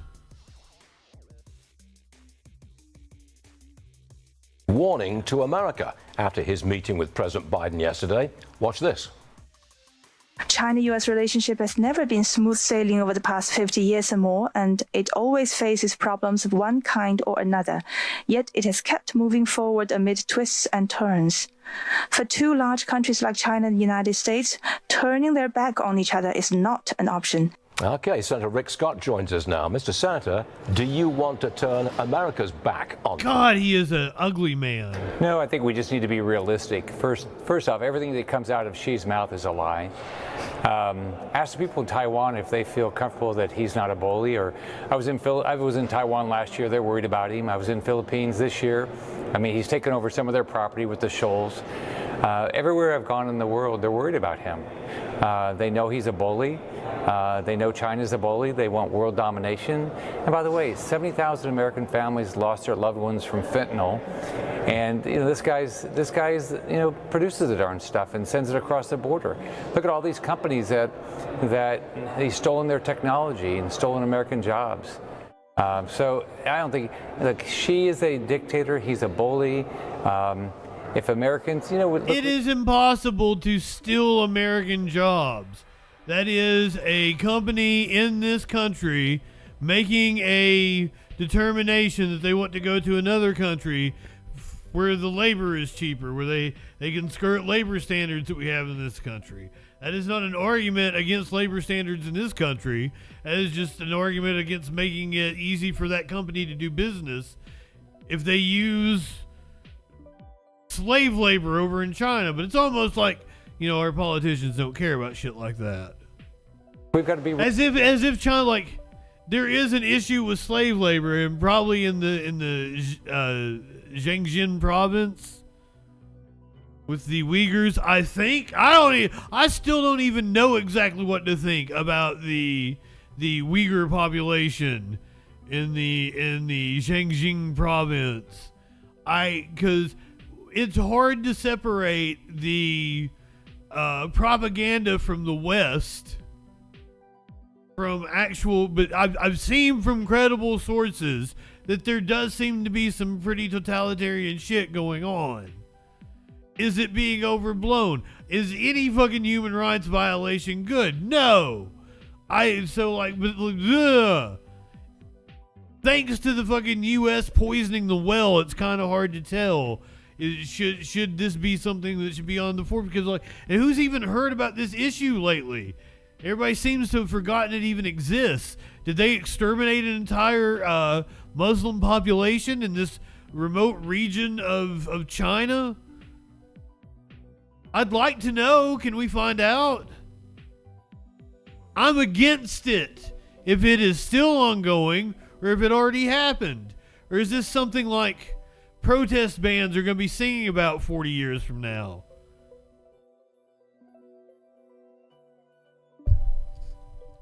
I do know for a fact that I was around a lot of Chinese students when I went to college. Another reason why, it's demystifying to have that college experience.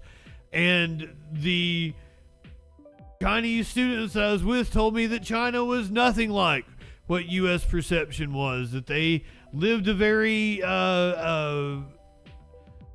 easy life, that amenities were bountiful. However, if you're around a Chinese person that's going to school in the U.S., they're probably from a pretty decently affluent family. So it's a skewed segment of the population. Both things can be true. There can be a robust middle class or thriving affluent culture in China, as well as human rights violations happening in these remote provinces that they have taken over.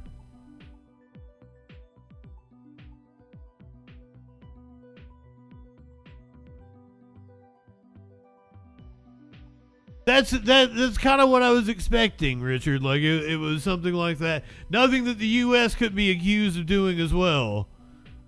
And the U.S. overblowing it is par for the course, especially talking about a country like China. Sorry, I really am going off on tangents tonight. Realistic of who he is. We've got to protect American jobs and American families. Well, how far would you go in pushing back and pushing China? Fuck these two dudes. I don't like either of them. I don't know what to think about Xi Jinping. I'm pretty neutral. He does indeed look like Winnie the Pooh, though. As I said, it's hard to separate what's fact and fiction when it comes to China. I would like to visit. I would very much like to visit, like, Beijing. I would love to. That's another thing. The new T-shirt I made. I was doing it to kind of kick the hornet's nest and try to get bigger. I thought that's what the kosher. Like I got it from like a kosher brand. That's where I stole like their logo for it. I was doing it to try to get people to get pissed off and hate me, but like it basically just got me like chastised by people who already watched me. Nobody else even paid attention to it. So my little publicity stunt didn't work and I just upset people that I love. So that's pretty much my entire life. My little publicity stunt didn't work and I upset the people that I love. Hey, that ought to be the title of my book.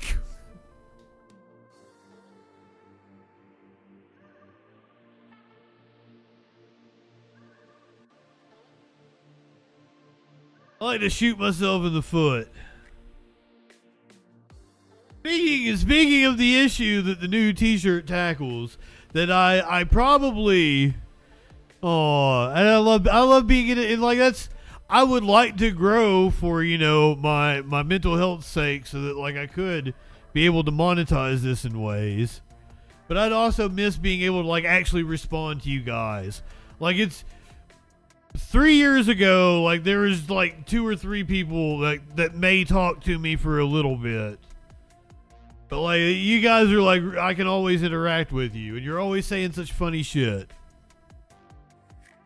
Oh, you thought it was a good design? I kind of want to show it on stream. I think most people have seen it. Like fair criticism, I probably should have said, Israel or the Netanyahu government or Zionists instead of saying the word Jews, but I was being edgy. But anti-Semitism is a thing, and we're going to be covering that here in just a second. Some real hate crime shit's going to be going on. I condemn violence of all. I'm a peacenik. I condemn all violence, but, you know, sometimes somebody looks like they need to be slapped in the fucking mouth.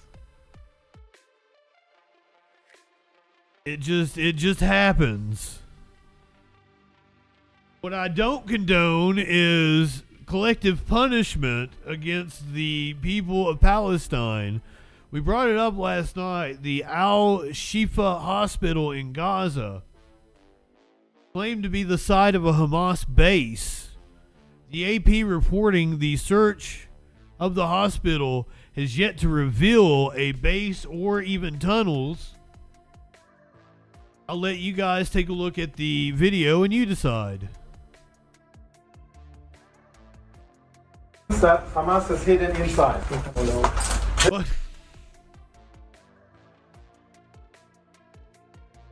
Alright, let me tell you, I wasn't going to tell this on stream. Sparkles is mad at me again, and she deleted me, and it was over that meme and t-shirt. I'm going to tell you why. She got very upset and said that I was bringing violence upon her and her people.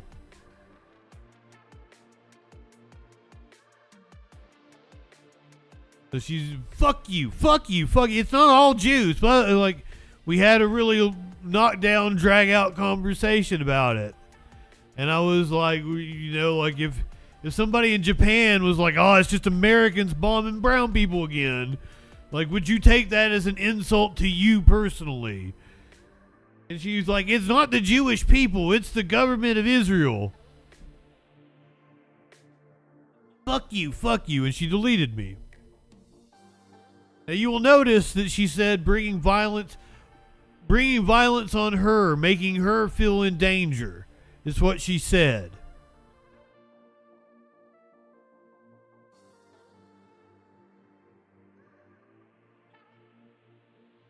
She ain't Jewish.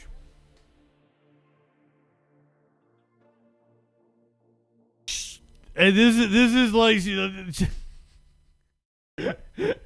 she probably get pissed. I'm not gonna say it, but I'm gonna tell you guys something. She has a Jewish last name because she married a guy. I believe he is half Jewish.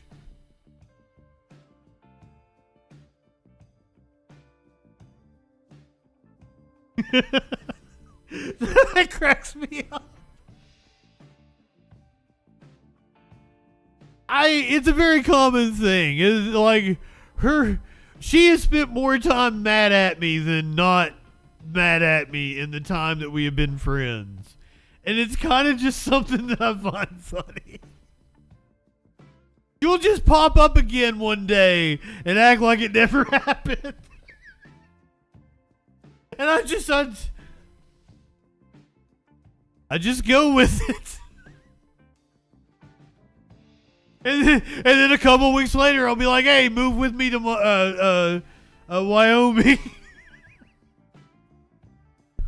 Because, like, when we're, like, face to face, we get along fine. It's like, she'll be like, fuck you, and block me.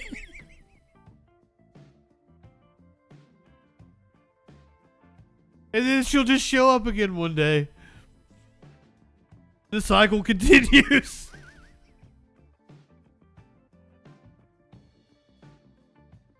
And here's the thing is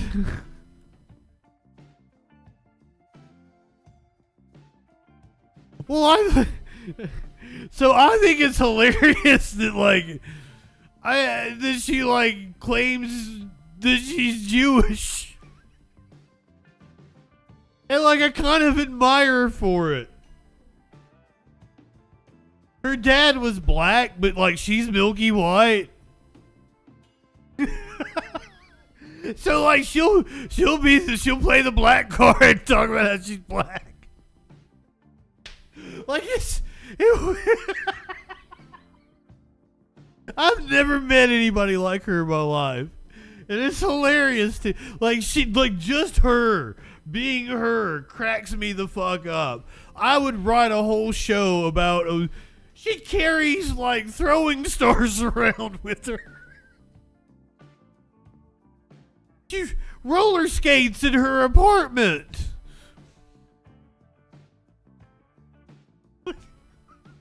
What?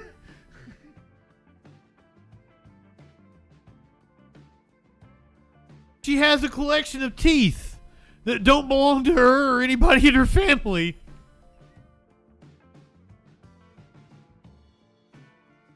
And if you come over on a date, she might spit them at you.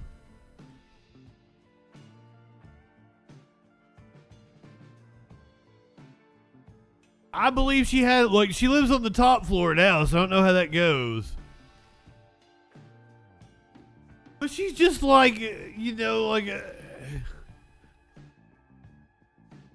she's such a wild individual, and it amuses the shit out of me. Like, I've never, it's like my own kind of like Kramer friend. Like, you just are like amazed that somebody like this exists.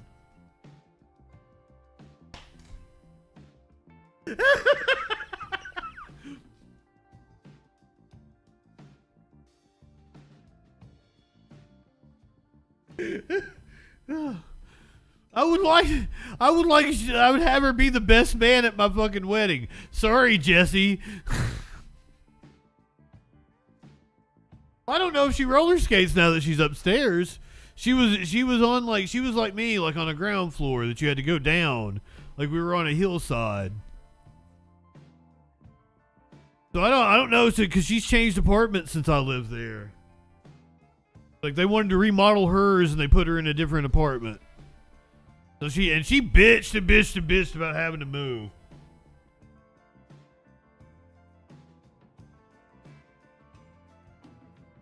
The stories I could tell you about that woman and the adventures that I had with her.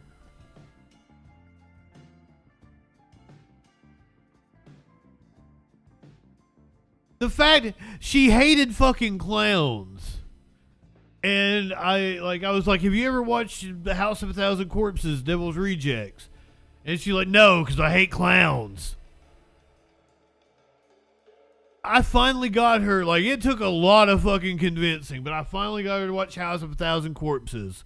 And I think we watched The Devil's Rejects straight afterwards. She loved it. Absolutely fucking loved it. Loved all the characters, but especially loved Captain Spaulding, the clown. Absolutely, positively loves Captain Spaulding.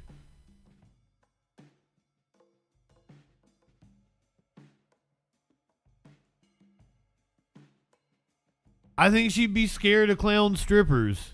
Oh, night, Sky Comet. I'm sorry. I went on a tangent. I should have been through the news to where you could hear about the dude that got arrested for DUI while driving the Santa train.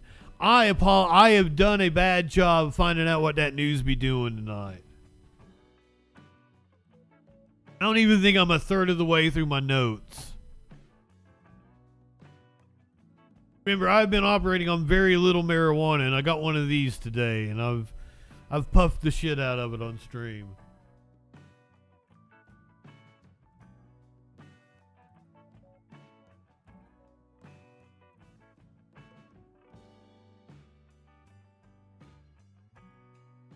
Was light one up, tip one back. It's all right to have a little fun before you hit the sack. I was perplexed at how to use it, but all you gotta do is suck on it. I had to charge it. That's why I couldn't get it to work. Anyway, I love you guys. Been a lot of Justin story time tonight.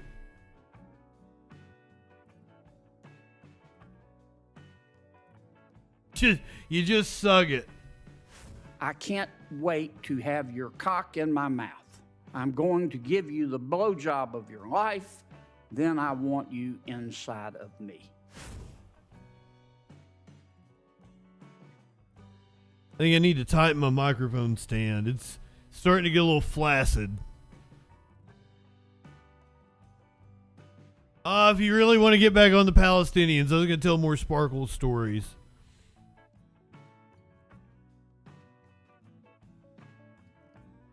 I don't even remember how I introed this. Last night we talked about let me show you the meme of the day. If you missed the meme of the day. You condemn Hamas. Oh, you mean the Mike Lindell? I was on crack. Right. Well, I was like, I don't have a Bill O'Reilly. I feel like Majority Report has a Bill O'Reilly. The loofah. I got a rush. As a conservative, it's getting harder and harder to not look like a kook.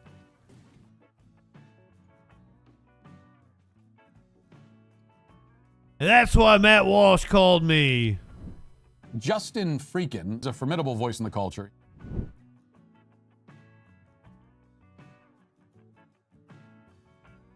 I might just go through all of them.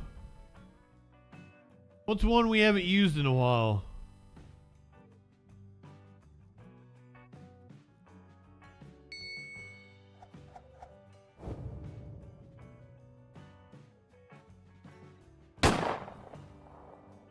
Oh, yes, that is a Majority Report drop. I haven't heard him use that in a long time, though. You know, one that I haven't hit in a while, amazingly enough, was my favorite for the longest time.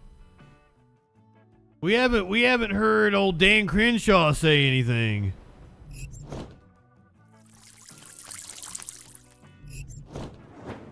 Oh, probably today. There's probably just like 4 or 5 people injured, and it wasn't enough to make the news to where I'd talk about it.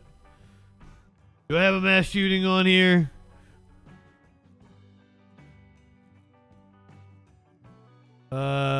We got a beating. We got a abduction. We got protesters injured. Santa train guy driving drunk. No mass shooting. Probably today, though.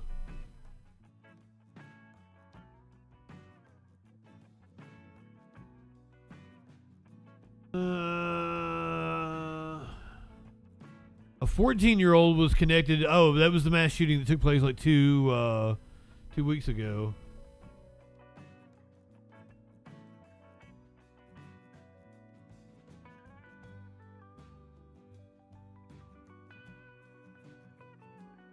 We've had 600 mass shootings this year. Feels like we haven't talked about one in a little bit, though. But that depends on how, like, they're probably counting, like, what, 3 or more. If you make it 4 or more, that number probably drops. The Gun Violence Archive says that we've had... Doesn't have a raw number. 300,000 between 2014 and 2022.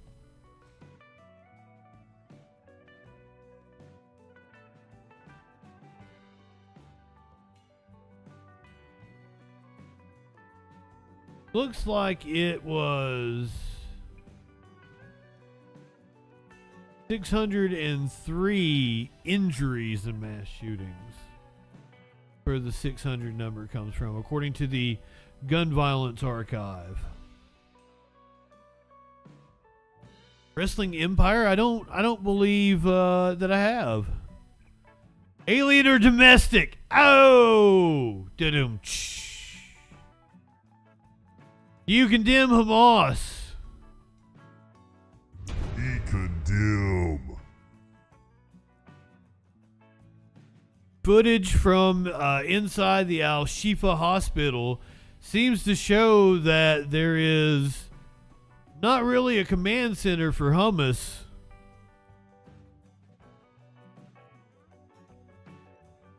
That Hamas is hidden inside.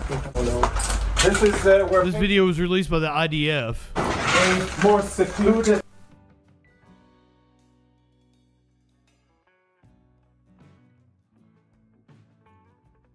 Israel forces raided the large Shifa compound on Wednesday.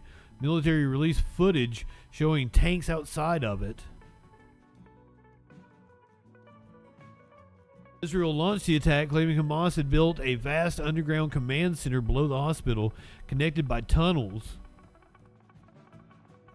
They probably found some shit they planted. Search in Gaza's largest hospital is yet to show signs of the underground central Hamas command center, nor the tunnels. Health officials have released a video showing smoke choking the hallways of the hospital.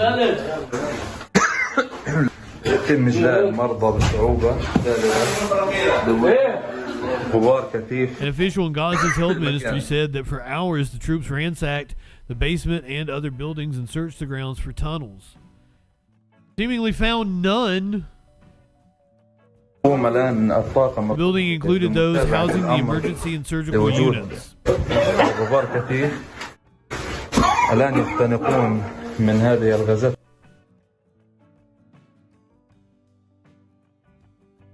This is supposedly a cache of Hamas weapons.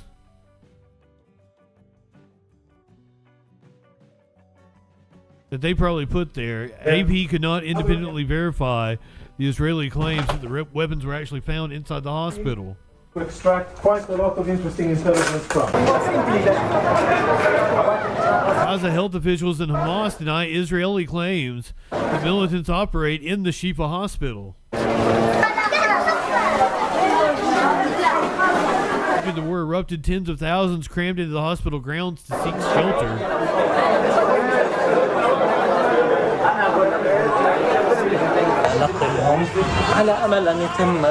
Premature babies were transferred to a different ward in the hospital after incubators stopped working due to a lack of electricity.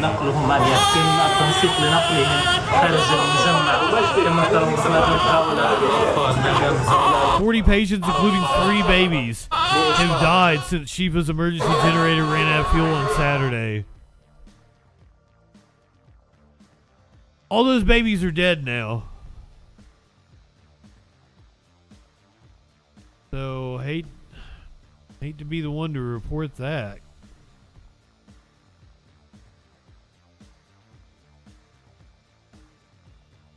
The Pentagon was asked about the Israeli claims that Hamas was using the hospital. You keep talking about the intelligence in the past tense, that you believe, the intelligence believes Hamas has used hospitals. Do you have intelligence that they currently are? I have only the intelligence that I read out, the downgraded intelligence that I read out yesterday, I'm sorry, on Tuesday. Past tense, present tense, I don't want to parse out words here, but we know that Hamas has been using the hospital, the Al-Shifa hospital, and other hospitals in Gaza. I'm not going to get into more specifics on, what they're doing now, whereabouts, all of that. We know that the IDF has taken control of Al-Shifa Hospital, so I don't have more to share with you on that front. You don't think that's a problem? International law, you have to have proof that a combatant is currently, right then in that moment, in the hospital in order to strike. Yeah, again, when I read out the downgraded material, we felt very confident that Hamas was using that hospital to conduct its operations. And as you saw in open source, there have been evidence of that the IDF is showing now. Well, and that's what I want to ask you. How would you characterize the video that the IDF released? They said it's irrefutable proof that Hamas was there. Yeah, having weapons near an MRI machine seems sus. Using Al-Shifa Hospital. I mean, I read that out on Tuesday. I said very specifically, Al-Shifa is one of many hospitals in Gaza that Hamas uses to operate out of and to conduct their operations out of. So, ma'am, I don't think I like you. Their broader assessment. I mean, they're still ongoing right now, but I just don't have more for you or more intelligence to share, and I'm frankly not going to do it from this podium. This is the Pentagon's Deputy Press Secretary, Sabrina Singh. Yeah. Sorry, just one more. So You're saying that the video of a blurred laptop, a flak jacket, a handful of rifles, that backs up what you've been saying, that Hamas is operating in the hospital? I'm happy to repeat what I said on Tuesday, but the downgraded intelligence that I read out on Tuesday, and that I will reiterate again today, is that Hamas uses, Al-Shifa being one of them, but hospitals in Gaza to conduct and to operate out of, and to further execute on terrorist actions within Gaza. Does that video back that up? Again, I'm just going to leave it at that. Thanks. When she says that, I'm pretty sure that she means that the intelligence that Israel has provided her says that. That's what I'm going with. A couple of days ago, we covered a Jewish man that was struck by a protester during some sort of pop-up protest that happened on a street in California. The Jewish man died. Arrest has now been made. Yeah, they'll call involuntary manslaughter. That's a pretty steep fucking bail. I don't think it sure seems like he did not mean to kill the dude. He meant to hit him and didn't expect him to fall to the ground. Probably cracked his skull. Well,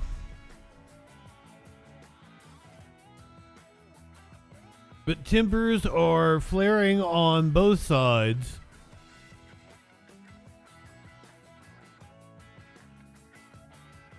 Six cops, 90 protesters were injured outside of the DNC last night. Pretty sure most of the violence was coming from cops.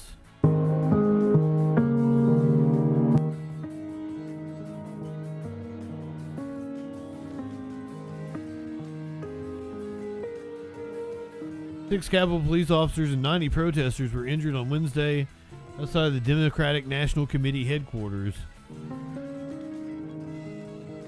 I thought this had sound bites in it. The police and an activist group said after a demonstration calling for a ceasefire in the Israel-Hamas war, the protesters using their bodies to block doors to the committee and Capitol Police forcibly removing them.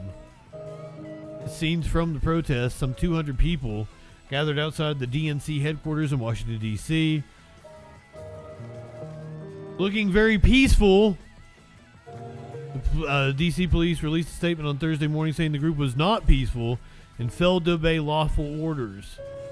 They moved back from the DNC where members of Congress were in the building. Capitol Police alleged the protesters moved dumpsters in front of the exits, pepper sprayed officers, and tried to pick up a bike rack. Which is what police said led them to respond by clearing the protesters from the area and pushing protesters back, pulling them off the DNC building. There you're seeing some of the clashes with police.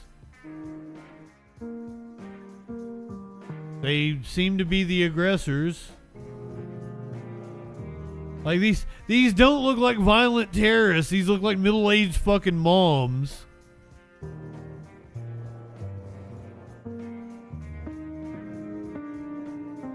The minor injuries those 6 officers received treatment for were the result of being pepper sprayed, being punched, and minor cuts. Once again, this is what the Capitol Police are saying. 90 protesters were injured. This is from the group If Not Now, one of the groups participating in the protest. If Not Now accused police of responding violently. Injuries to protesters range from being pepper sprayed, minor cuts, dragged by the hair, and being hit with police bikes. Protesters were choked and violently handled by multiple officers at once, thrown against the wall, then grabbed and picked up and thrown down the front stairs. Video taken by Semaphore reporter Dave Weigel, who was at the protest, appears to show Capitol Police spraying the protesters.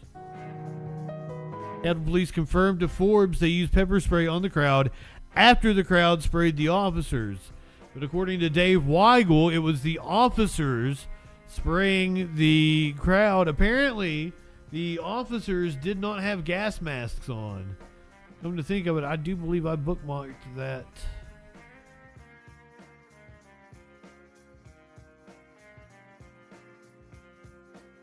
I believe there is video of this that exists.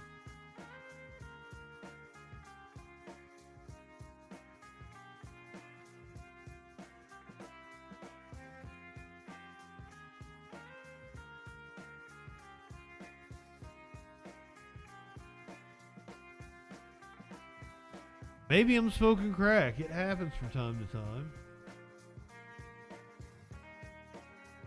I seriously think I am losing my mind. I've apparently made up some shit.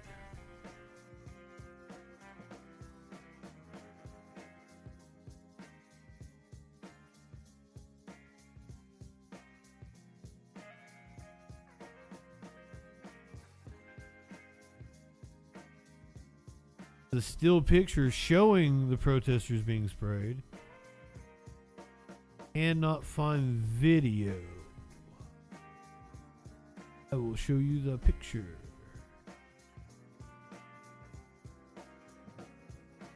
And once again, the cops certainly look like the instigators in this instance. But this is just one still picture.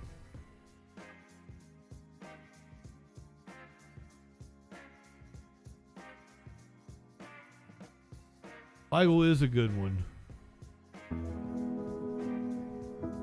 Weigel also disputed earlier claims that protesters tried to break into the building. At the time of the protest, Representative Brad Sherman said 7 members of Congress were in the DNC building. Some members of Congress who were in the building when the protest broke out have since spoken out about what they experienced. Representative Hillary Scholten of Michigan released a statement saying that Wednesday night's protest could not be classified as peaceful because orders to leave private property were ignored, members of Congress were blocked from exiting, and 6 police officers were injured. Wait. So they were just standing, as we saw, it was a bunch of middle-aged moms and dads standing there, locking arms, refusing to move. Acts of civil disobedience. Sherman tweeted Wednesday he was evacuated from the DNC after protesters grew violent, pepper spraying police officers and attempting to break into the building. Once again, Dave Weigel was there and disputes this. Wednesday night's protest was organized by a number of groups, including If Not Now, Jewish Voice for Peace Action. If Not Now and Jewish Voice for Peace Action.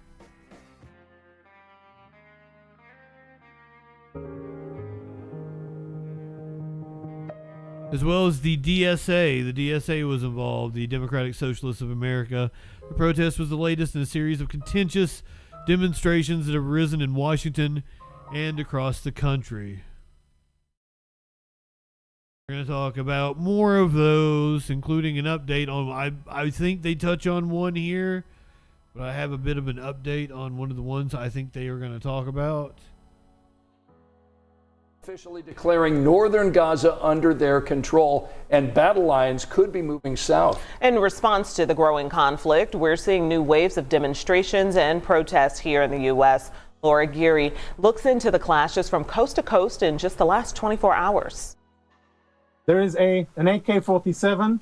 There are cartridges, ammo. The Israel Defense Forces releasing video it claims shows a cache of weapons, ammo, and other tools of war used by Hamas. Found, the IDF says, inside Gaza's Al-Shifa hospital, where Israeli troops are searching for a second day. CNN hasn't been able to independently verify those claims, and Hamas and hospital officials deny the hospital is being used as a command center. U.S. officials say evidence at the site is strong. We're confident, based on our own intelligence analysis, that Kirby areas of that hospital, underneath that hospital, and the hospital itself, is being used by Hamas as a command and control node.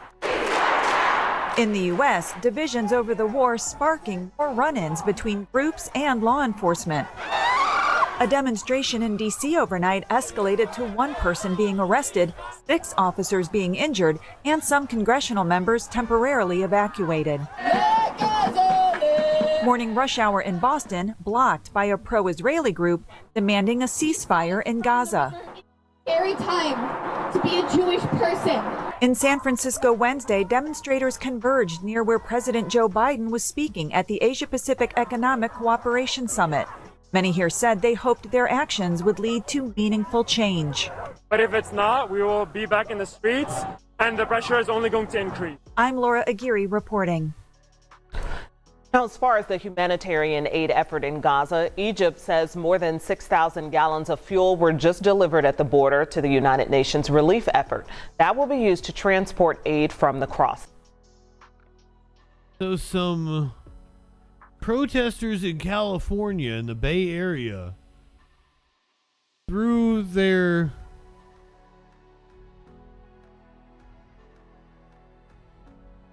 fucking shit.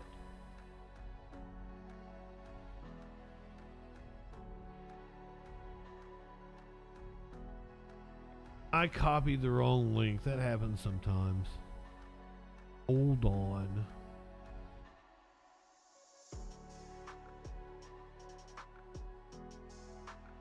Oh, I don't know.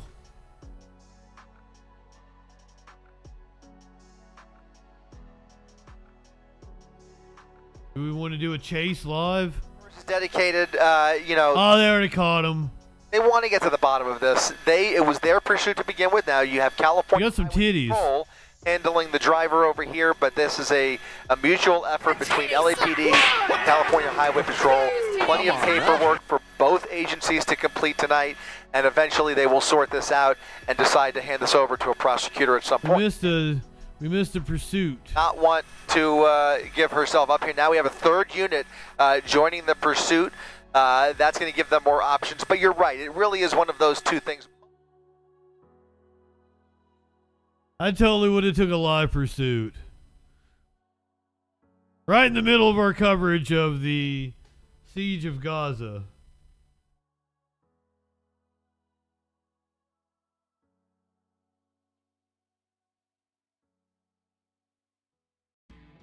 That was the video I wanted. We're going to San Francisco, where protesters shut down a bridge. Oh, this is we might not watch this whole thing. Protesters shut down a bridge, apparently threw their car keys into the water. Approximately 250 CHP personnel are on scene. They're making active arrests as I speak, and they're towing vehicles as we speak, working with Caltrans and our law enforcement partners. And I'm welcome to take any questions. Were you caught off guard? I will say that we were not caught off guard. This was something that we were anticipating happening. We were here within a couple minutes, but they were planned. They worked together. They brought their vehicles to a stop on the freeway, and that got accomplished within seconds. What kind of charges are the people facing? That's something that we're going to have to work with the San Francisco District Attorney. We're going to look for the full array of charges that we can press, not only impacting traffic, impacting emergency vehicles, and not allowing people to have movement. And so we'll be looking at what those various charges are. Look at all those fucking cops.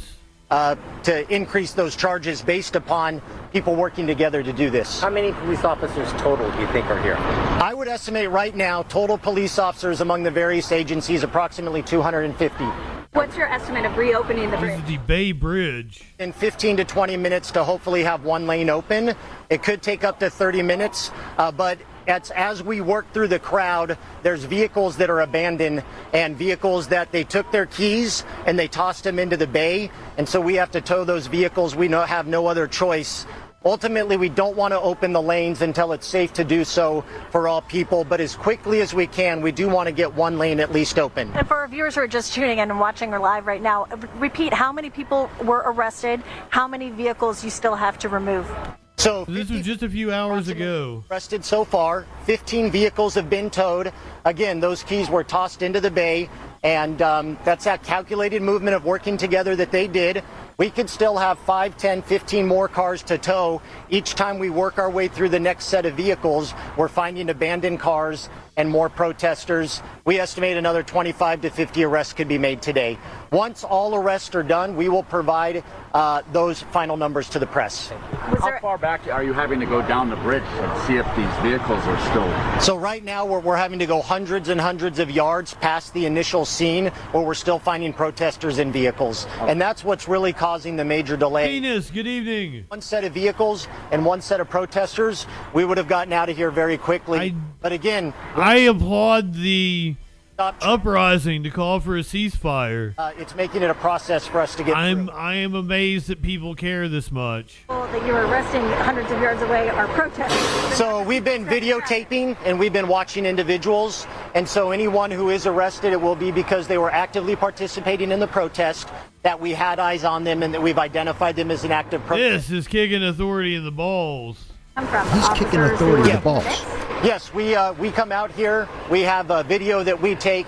We'll have to comb through that video to see if there's other vehicles that we missed, other individuals that we. I don't know if I could drive across that bridge. Ooh. Justin is scared of heights to the point where it translates to video games. My hands get incredible. Like when I have to climb up to the top of something real high in a game. Holy shit. My hands get all sweaty. As long as we're talking about traffic in California.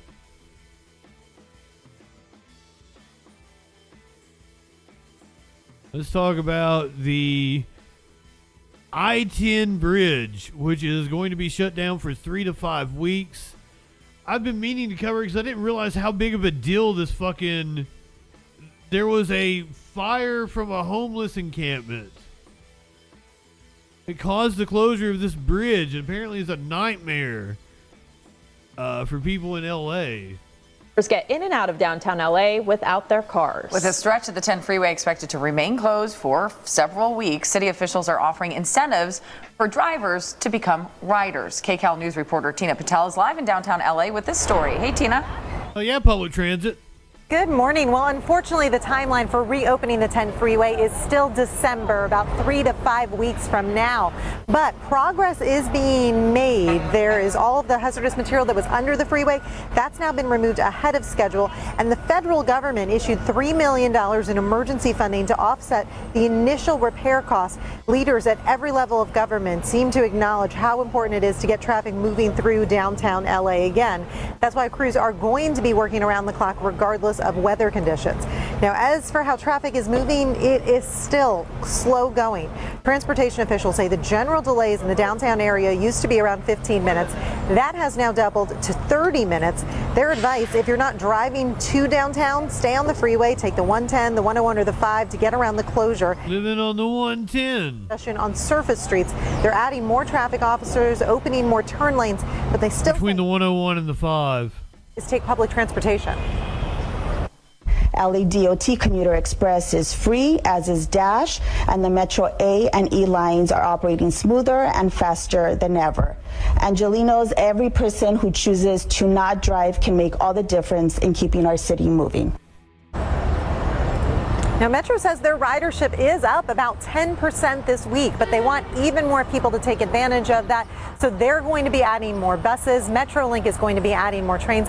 They say they're trying to make it as easy as possible for people to choose that other option and get out of their cars.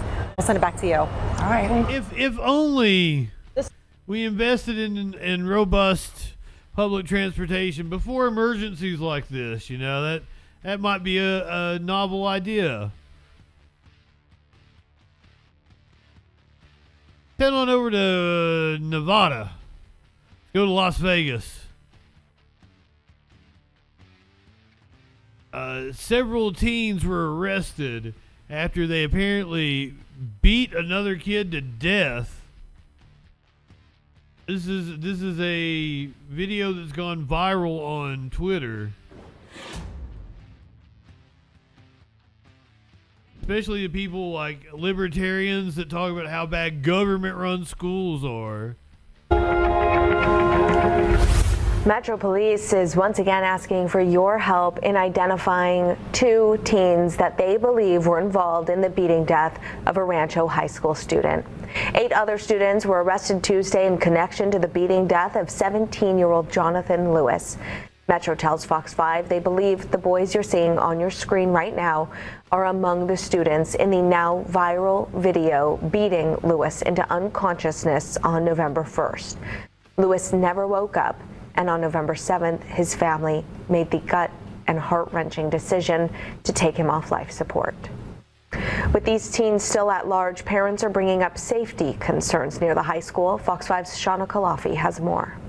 Do I feel that my student is at risk or possibly in danger of these incidents happening? Yes, I am, because it's concerning. Every parent should be concerned. Every parent should be wondering what procedures are in place to make sure that their student is safe. A Rancho High School parent sharing concerns for his own child's safety after police say 17-year-old student Jonathan Lewis was beaten to death on November 1st in an alley near the school where fights are known to happen. There has been numerous fights that have occurred in that alleyway. I have stopped a couple of them between one-on-one students, myself picking up my student. Downtown Command Center should have one of those police. What kind of fucking punk asses assault another dude 10 on 1? 10 on 1? Are you kidding me? Cameras there constantly. Police say the fight was over a pair of stolen wireless headphones and possibly a vape pen, which were taken from friends of the victim, and that the group agreed to meet in the alley to fight. Police say as soon as one punch was thrown, 10 people immediately swarmed Lewis, who later died from his injuries. I saw the police by the alley, and I saw that they were trying to revive someone. At the time, I didn't know what was happening. This parent feels it could have all been prevented with added campus security monitors and more involvement from school staff and police. There was a bunch of kids that were running in that direction, and my question was, why didn't anybody call the school police? 8 of the suspects, ages 13 to 17, have since been arrested for the fatal beating. Shauna Kalafi, Fox 5 News, local Las Vegas. A memorial table is set up on campus to remember Jonathan Lewis. And if you have any information in this case or know who those 2 teens at large are or where they may be, call Metro Police or Crime Stoppers to remain anonymous at 702-385. Goddamn, DJ Dub. We didn't have a kid shoot another kid when I was in school. We had a couple of big fights. Nothing too major, though, that I can remember. Apparently, Sean Hannity got into a lot of fights when he was a kid, though. They are still looking for 2. 8 of them were arrested. They are still looking for 2 others.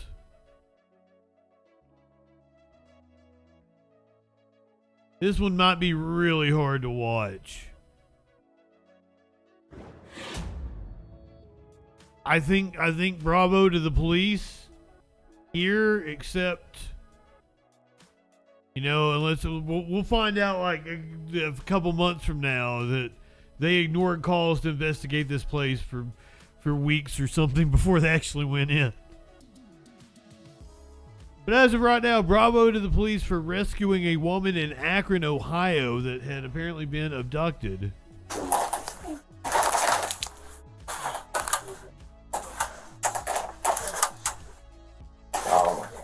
Police rescued a woman in Ohio who's allegedly abducted and beaten for 4 days in a residential garage last month. Come on now with your hands up! A 23-year-old woman was found after a resident called the police, said a friend had someone in their outdoor garage without their knowledge. Hey, come on out! William, come on now, Akron Police! Video shows officers detaining William Mozinga. Watch your step. It happened just a month ago. There's a female in there. Come on out here. How do you know this girl? I just met her. When? Oh, last night? That's so f***ed up. Oh, that's how she came. You okay walking? That's how she came. Relatives say she suffered facial fractures, a brain bleed, a broken arm, and finger injuries. Jesus fucking Christ. He was charged with kidnapping, felonious assault, abduction, and unlawful restraint. And this is not like the only video we've watched exactly like that, where cops had to bust in and get a woman like out of the attic. There was just another one. 2 weeks ago.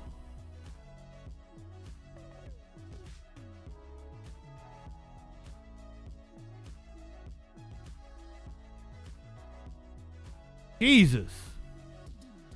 Not high enough for this shit. Maybe I'm not drunk enough. Maybe if I was having a little drinky poo, I'd be having a much better time. That's what this dude was doing when he was driving the Santa train. Weekend during pre-parade festivities, accused of operating a children's train while under the influence. Yeah, on Saturday evening, many people saw the conductor of the Santa Fe choo-choo acting a little erratically. Got the attention of the local officers. The man has been identified as 50-year-old Henry Mead. Officers say he was unsteady on his feet and seen tossing a prescription bottle toward the other officers.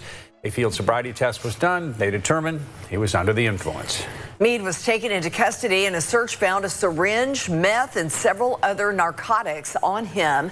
He is in the Claiborne County Jail on a number of charges this afternoon. Well, I said drinky poo. He was doing a little bit more than having a drinky poo. He was banging meth. Snicks, good evening. Now listen. I used to be a portrait studio photographer. I traveled around. I used to go set up in churches. My dad thought that was hilarious. They would send me to fucking churches. I was this was still very in my evangelical atheist days. They would send me to churches to set up and take pictures of families. And I will tell you, I had to be high as fuck to deal with those little fucking brats. That was at the height of my pill usage in the mid 2000s, by the way. This is probably circa 2007, 2008. I guess it's not the mid 2000s, it's the late 2000s. I used to really like the hydrocodone and the Percocet. Those were really never, I wasn't banging oxys like some people were. But I'd do 2 or 3 Loratabs a day, or fucking a Percocet 10 and a joint. Holy fuck, that's still the best feeling in the world. Had to set a rule for myself. If you offer me some, I'll do it. But I can't go out and buy it. I won't spend money on them. But if somebody has one, they're like, hey, you want a little? I'm like, okay, I'll have a little. And that rule has worked out fine for me. Nobody's offered me any in a really long time. I hooked up with a guy, and he had some coke, and he offered me some coke, and I really wanted to do it, but my dick don't work on hard drugs anymore. I turned 30, and it's impossible for me to get a hard on when I'm doing hard drugs. So it's if you want to fuck me, then we gotta pass on the coke or fuck around with me. I don't think I bought them for him. I very rarely bought them for anybody. Just in case that happens, I got some advice for you. Life is too short to walk this earth for a crusty asshole. I should have. I should have been like, hey, let me take you up on that now. I might have had shit to do. I might have had something to do in the morning or some shit like that. It's possible. But I turned that down. I've turned I had a dude come over and he was I think he was smoking meth. Yeah, I had a threesome with 2 black dudes one time. One of them was smoking meth. And he offered me some. And I'm like, I can't. Once again, my dick don't work on this stuff.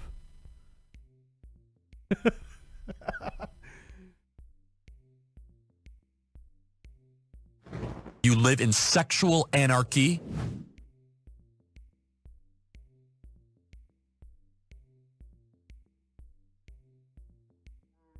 I ain't been hooking up with anybody anymore. Days of Sexual Anarchy are kind of behind me. Maybe. Who knows?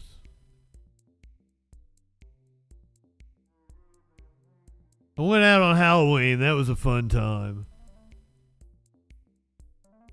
Hundreds of Western Washington Starbucks workers on strike for Red Cup Day. Hundreds of Starbucks workers at more than a dozen stores. I just said that. Are walking out today as part of what they're calling the Red Cup Rebellion. It falls on Red Cup Day, where Starbucks hands out thousands of reusable cups. Como's Mo Hyder has more on what the workers are now demanding from the company. Who's got the power? We got the power. This morning, outside of this Starbucks at First and Pike in the heart of downtown Seattle, members of the union Starbucks Workers United held a protest demanding a contract with the company. So we definitely are hoping to get Starbucks to bargain over a contract that gets us the staffing that not just that we need, but that our customers deserve too. Union workers are picketing outside multiple locations as 14 stores from 9 different Washington cities say they're walking out on Red Cup Day, where thousands of free reusable cups are handed out, making it one of the busiest days for staff. Union workers say stores aren't being properly staffed, especially on big promotion days. Today, people are coming in with the expectation of getting the Red Cup, so it can be really fun at the beginning because you're giving some customers a really great cup, and then at a certain point it changes. We run out of the cup. We have long wait times. People get upset. We're running around. We've been running around for hours. We reached out to Starbucks for comments, and a department spokesperson tells us store schedules are made 3 weeks in advance. In a statement, it goes on to say, in part, quote, our stores provided additional labor hours to augment staffing in support of planned promotional days. Other workers with the union we spoke with feel a contract would fix problems that have to do with staffing. They also want one that addresses issues regarding safety and wages, and claim talks between them and Starbucks have stalled. The company refuses to bargain with us, which is illegal. The NLRB has asked them. Okay, you know me and names. You guys can't see her full name. I see her full name. You've got to know what this gal's full name is. Mooney Ashley. Mooney Ashley. Mooney Ashley.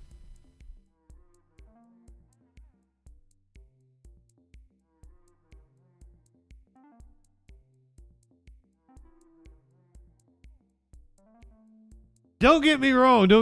She seems like the kind of person I'd be close friends with. Them to come bargain with us, but they refuse to. In the past, Starbucks has told Como News they respect people's rights to make their own decisions about. In that same statement from the company regarding contract bargaining, it reads, "Oh, is it money?" Starlight, good evening. Is it money? It's 2 O's. Did they say it in the... Her parents probably did a lot of acid, I would hope. Listen to Frank Zappa. Mooney. I think Mooney's even better. I would call her Mooney. I'd call her whatever she wants to be called. Oh, I'm sorry, Starlight. I fucked it up. Ask them to come bargain with us, but they refuse to. In the past, Starbucks has told Como News they respect people's rights to make their own decisions about union representation. In that same statement from the company regarding contract bargaining, it reads, we call on Workers United to respond to our invitations to bargain contracts for the stores they represent. Workers United hasn't agreed to meet to progress contract bargaining in more than 5 months. In Seattle, Mo Hyder, Como News. Starbucks did announce that starting next year, they're giving 3% raises to hourly employees. Ooh, according 3%. to the company, workers can earn between $15 and $24 an hour. Later this morning, hundreds of Starbucks employees across the state are planning to walk out. That walkout coincides with Red Cup Day, when Starbucks hands out tens of thousands. Oh, deja vu. Cups. Starbucks Workers United is using the day to take a stand against what they say is low pay and union busting practices. This is a different location. They also are asking Starbucks to limit mobile ordering on special occasion days like today, as it becomes extra stressful for baristas. 380 workers from 14 stores in 9 cities, including Seattle, Bellingham, Marysville, Everett, Redmond, and Olympia plan to take part in that strike. And Holly from the live desk at 4:38 now. I want to point your attention to this number right here. More than 360 company-operated Starbucks stores in 41 states have now voted to unionize. That is since late 2021. And this website tracks the numbers here. It shows at least 24 of those unionized stores are right here in Washington state. Several more, including a store in Redmond, are considered open cases. We've reached out to Starbucks for comment about today's nationwide strike, and so far they haven't responded. But on the company's website here, I found this statement posted back in 2006. I love it. They posture as a progressive company, so they attract a workforce that is progressive, and that's what you get. They don't take no bullshit, and they stand up for their rights. Good on them. Lead the way. So years ago, about efforts to unionize, the company saying, quote, while Starbucks respects the free choice of our partners, we firmly believe that our work environment, coupled with our outstanding compensation and benefits, makes unions unnecessary at Starbucks, adding, we respect our partners' right to organize, but believe that they would not. No, you can't live on $15 an hour in Seattle, Washington. You need more $20, $22 an hour. And that's on the high end of what they claim they're paying.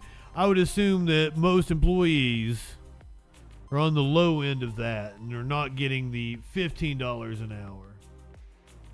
I mean, are getting closer to the $15 an hour. Next week is Thanksgiving.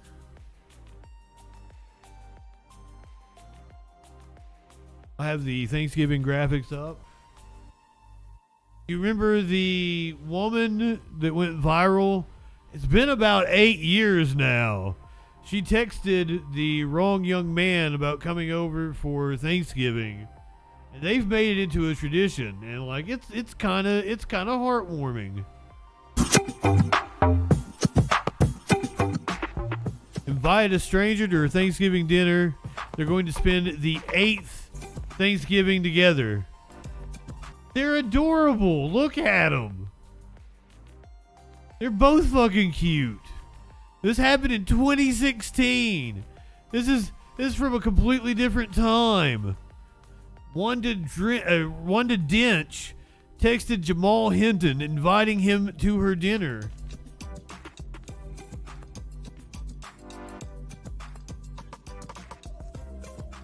Exciting news, guys. Our Thanksgiving year 8 plans are with you. With Airbnb. It's a sponsorship.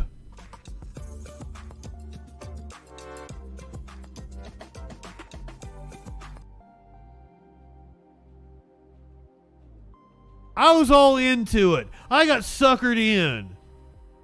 It's heartwarming. Blah, blah, blah, blah, blah. It's a sponsorship for Airbnb.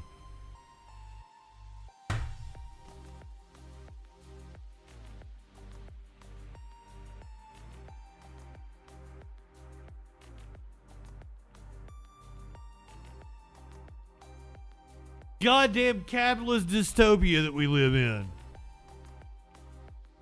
Every goddamn thing has got to be an ad. I thought this was genuine. I thought they actually liked each other. I didn't know they were doing it for like sponsorship reasons. Go fucking fuck.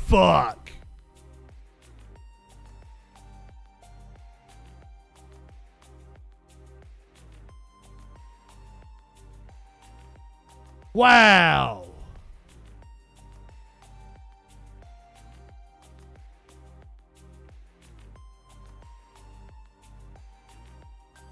That wasn't even written by one of them. That was like a PR statement.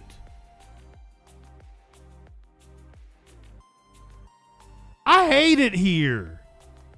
I don't like this shit at all. Why is everything gotta be like this? Nothing you see on the internet is real.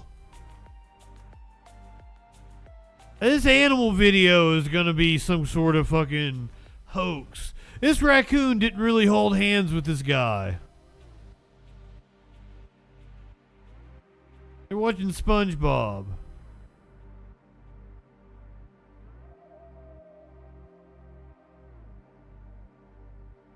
Probably scratched the shit out of him right after. That's why I had to cut there.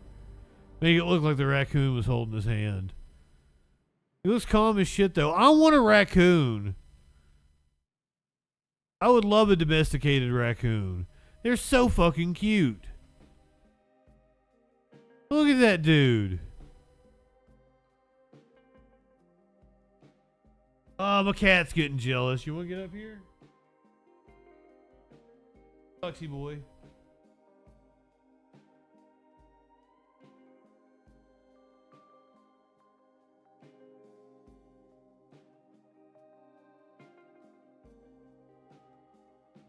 Say hi to Socks.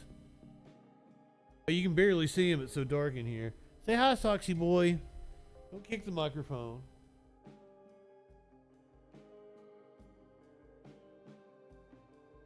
Don't get a Socks on the stream very often.